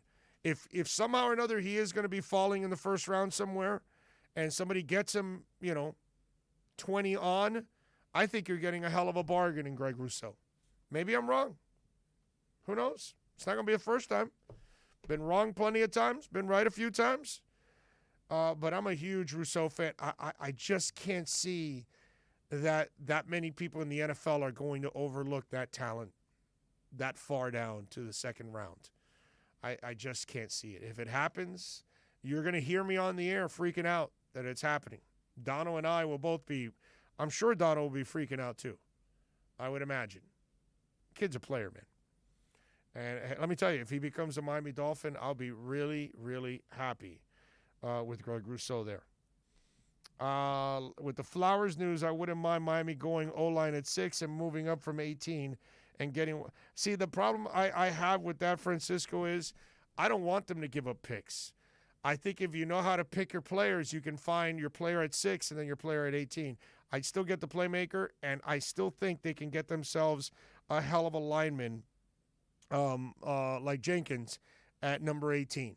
And I would be more than happy with Jenkins at 18.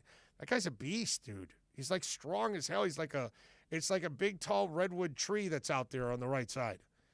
It's a mammoth human being. How tall is that kid and big? I know we don't have much time here. Let me see if I can find it quickly here. But he is a mammoth human being. So? No, Tevin. Oh. Jenkins. I got to find it here, but I'm telling you, that guy is an absolute beast. Okay? I got to look what his size is. But let me see if I can find it here before I go to the break real quick here. Here it is, 6'5.5", 317. Just a mammoth human being, you know.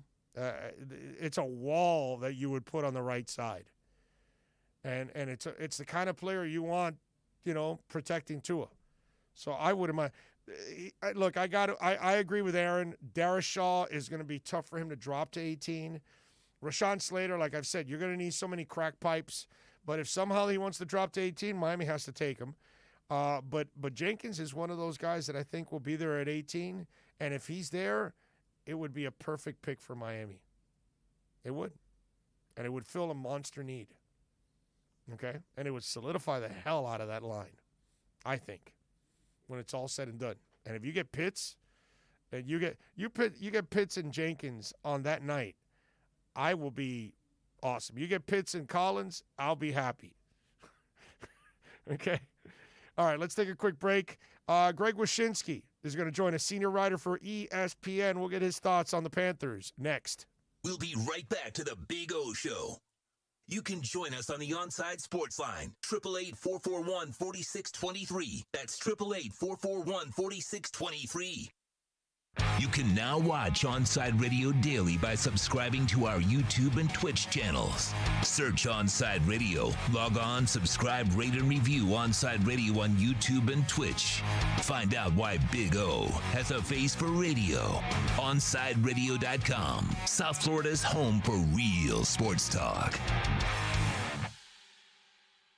Miami Dolphins fans, join us for OnsideRadio.com's NFL Draft Party at Sports Grill in Miami, 11481 Southwest 40th Street, Bird Road. Join Big O and Alex Dono for this two-night event starting on Thursday, April 29th at 7:30 p.m. and Friday, day 2 at 6:30. Drink and food specials, giveaways, and the best damn draft party in South Florida. Join us for a two-night event as OnsideRadio.com and Sports Grill on Bird Road bring you the best NFL draft party on the planet.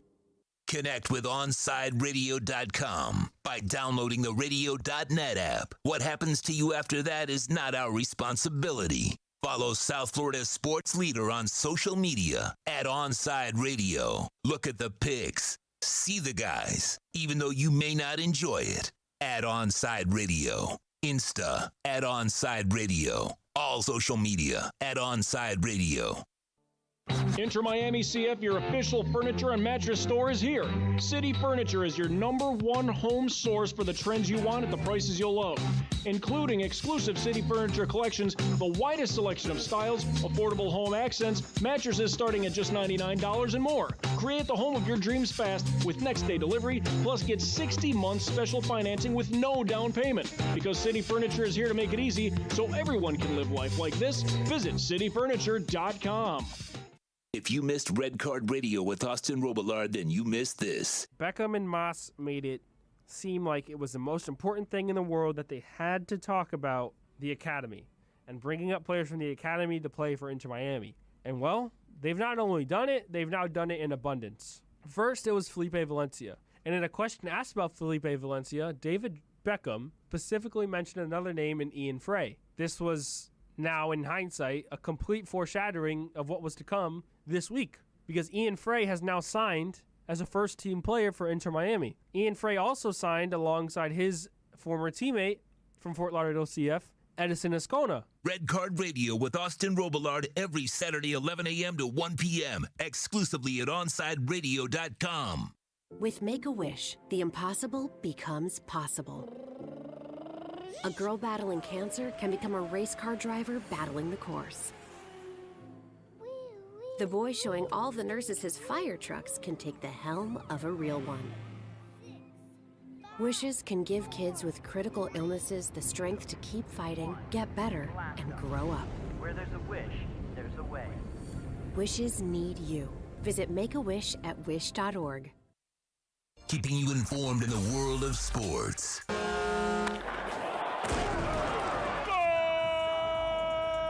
With an OnsideRadio.com sports update. Miami Heat fall to the Chicago Bulls last night, 110-102. Jimmy Butler with 33 points. Bam Adebayo added 23, but not enough for the Heat. They play the Spurs tomorrow night. Tip-off is slated for 8 p.m. The Florida Panthers failed to clinch their playoff berth yesterday when they lost to the Predators 4-1. Sam Bennett, the lone scorer for the Panthers, will get another crack at it tonight. They rematch against the Predators. Puck drop slated for 8 p.m. And the Miami Marlins beat the Milwaukee Brewers yesterday 8-0. Trevor Rogers, 6 innings, 0 earned runs, and 7 strikeouts. Game 2 is tonight with Daniel Castano on the mound. First pitch is set for 7:40. The Miami Dolphins making a trade this morning. They send Eric Flowers to the Washington football team in a deal that also involved a swap of late-round picks. You're listening to South Florida's only local sports talk station, OnsideRadio.com.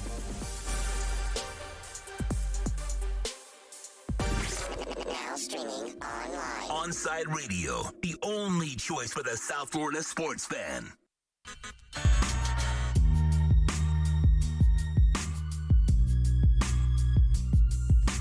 All righty, welcome back. We promised you Greg Wyshynski would be kind enough to join us once again to talk a little Okie, senior writer for ESPN. Follow him on Twitter at Wyshynski. Greg, good afternoon, my man. How are you doing, sir? Doing great. What a time to be alive when we start talking about clinching scenarios for a Florida Panthers team, right? I know things have changed now. You know, Greg, I got off the Dale Talon bandwagon very early last year, and I was kind of like, hey, it is time. I was pretty much the first guy in town that kind of said, it's time to part ways. The guy's been here 10 years. Yeah, he made a couple of nice selections. I get it. He was at the top of the draft, and he got a couple of guys and all that, but wasn't doing enough. I got to tell you something. Bill Zito has come in, and he rectified a lot of the issues, the lack of toughness that this team had because they got pushed around consistently. He added some more moves lately, and they're all pretty much paying off. Does Bill Zito have a chance to be the executive of the year here? Because that dude has really had a good feel at what the Panthers lacked and what it needed. Yeah, I mean, I think you're absolutely right. I mean, he did a really good job of identifying those needs. I think he worked quite well with Joel Quenneville in helping to identify those needs. Obviously, he leaned on Joel, having already been here for a year and understanding the psychology and the physiology of this team a little bit.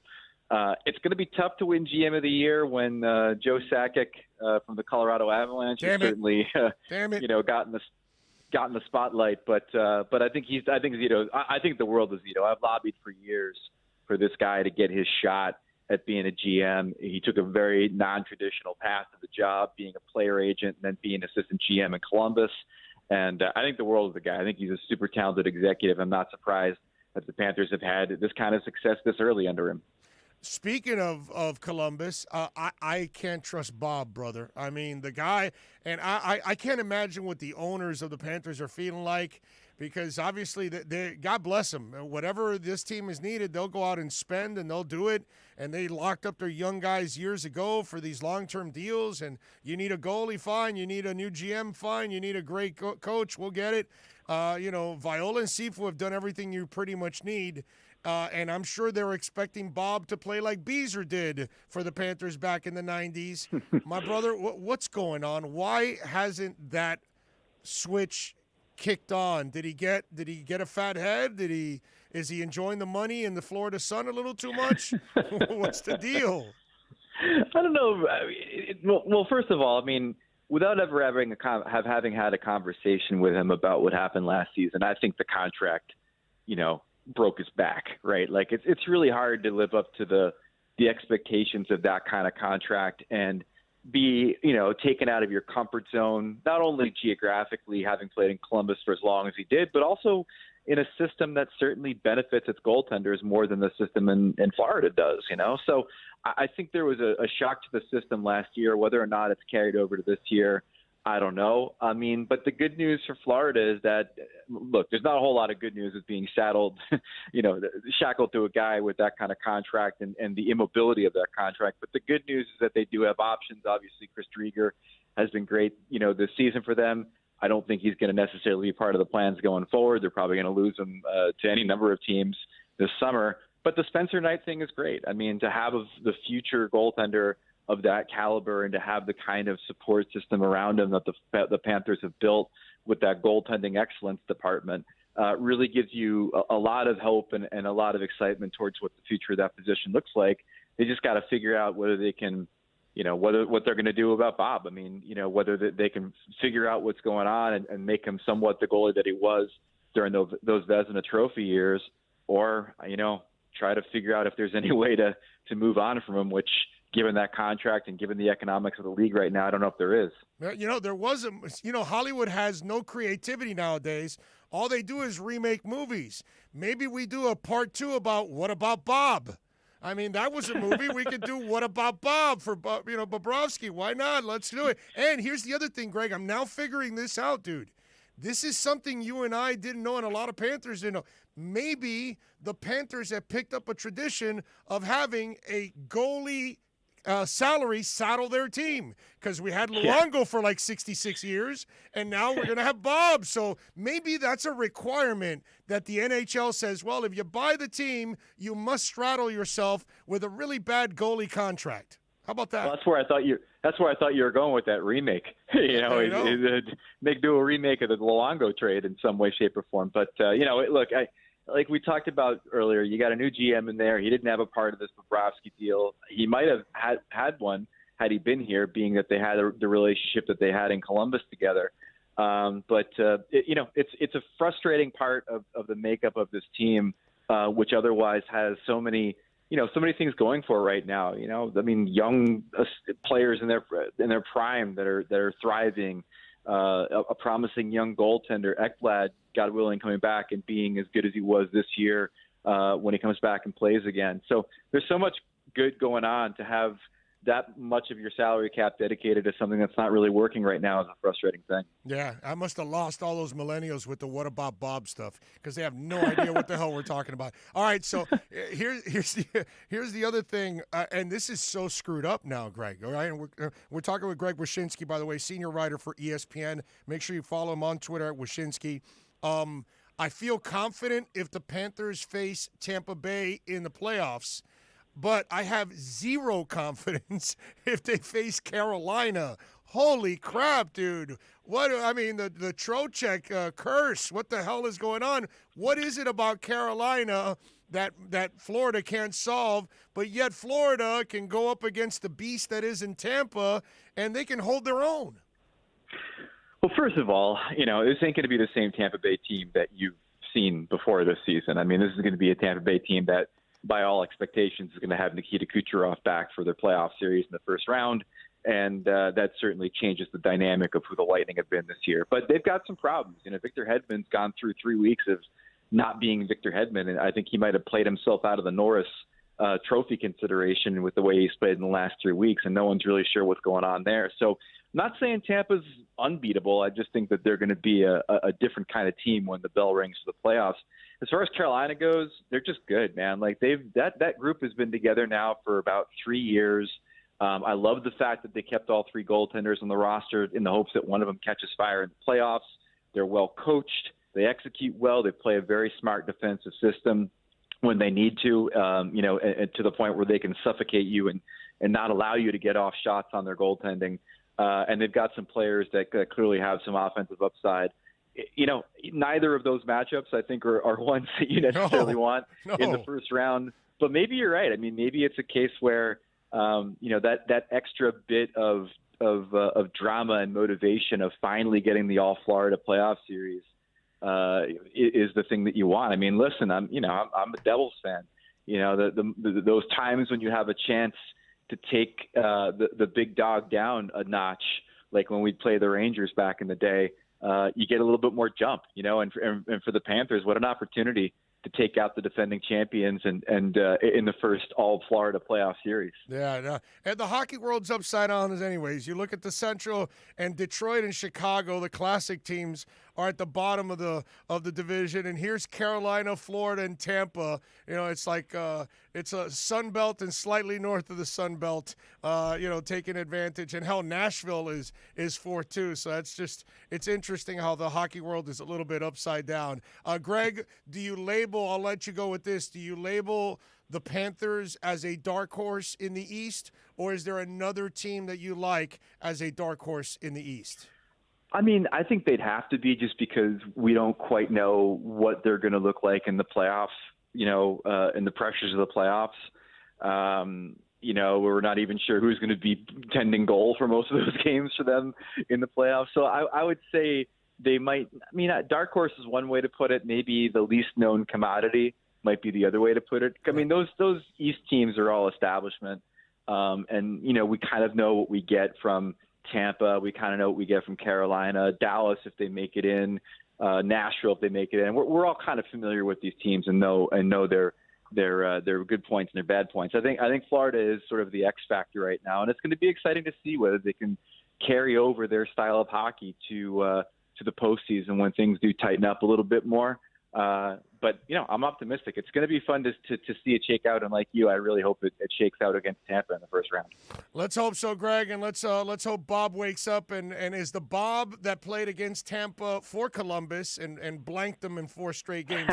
That's the Bob I want to get back there between the pipes here and show me a little bees or magic, like when I was an everyday reporter covering the Panthers back in the 90s. Yes, I'm old.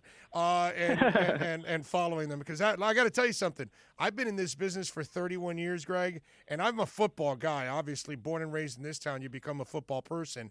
But the most enjoyable time I ever had in sports in 31 years was covering those Cats in the mid-90s. That was a freaking blast, dude. Man, it must have been. And to just – trailblazers, right? I mean, like, to do it for the first time, it's always fun. And they were a cohesive team and stuff. And it's what you love about hockey, man. It's not only what happens on the ice, it's those special bonds that teams have with their fans, as obviously that team did. And it's also just getting that right collection of personalities all in the same place at the same time, and knowing that they're having as much fun playing together as you have watching them. Yeah, Scrudlin, Mellenby, all those guys, Paul Laws.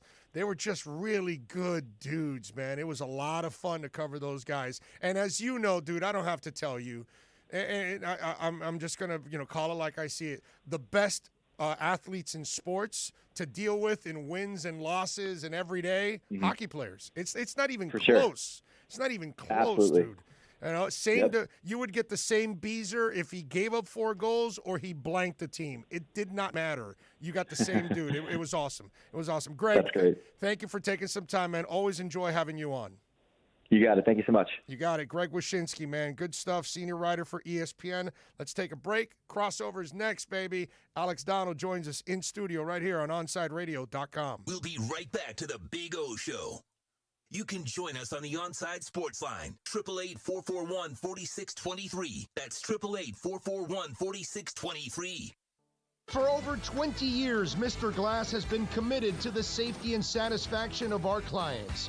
Our products are the culmination of innovative engineering, aesthetic appeal, and the highest levels of quality. Through our legacy, Mr. Glass strives to impart the true meaning of quality, service, and sustainability to new generations. Reputation, experience, and trust is why clients choose Mr. Glass. Live the future now. Locate a dealer near you today. Time for a Sports Grill NFL Draft Profile. Hurricanes DE Jalen Phillips.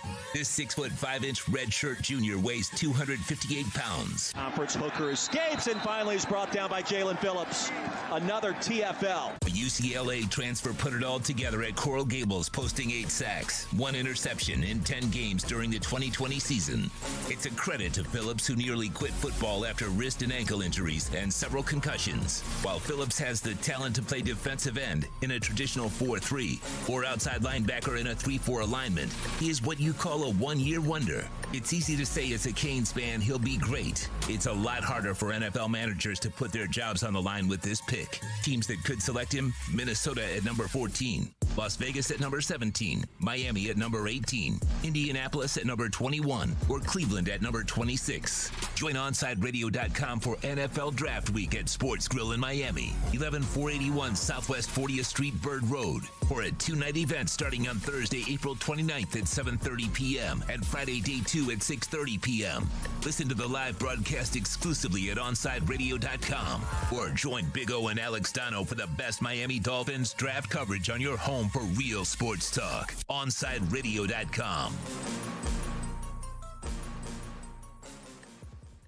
Hey, it's Big O for EJD Construction, your custom home builder, additions and home remodeling. Our lives have changed. We're making our homes more of an oasis. Call the right place. Call the right people. Eric at EJD Construction for over 16 years. A-rated member of Angie's List in the Better Business Bureau. 305-433-4843. That's 305-433-4843 for EJDconstruction.com.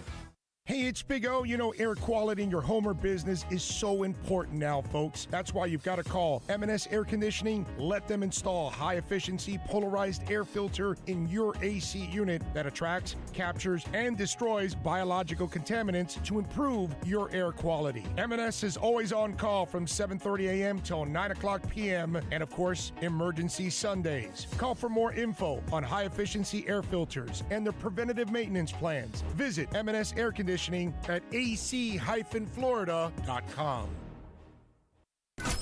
You're listening to OnsideRadio.com. Catch up anytime by downloading the MyTuner Radio app. OnsideRadio.com, South Florida's true hometown station.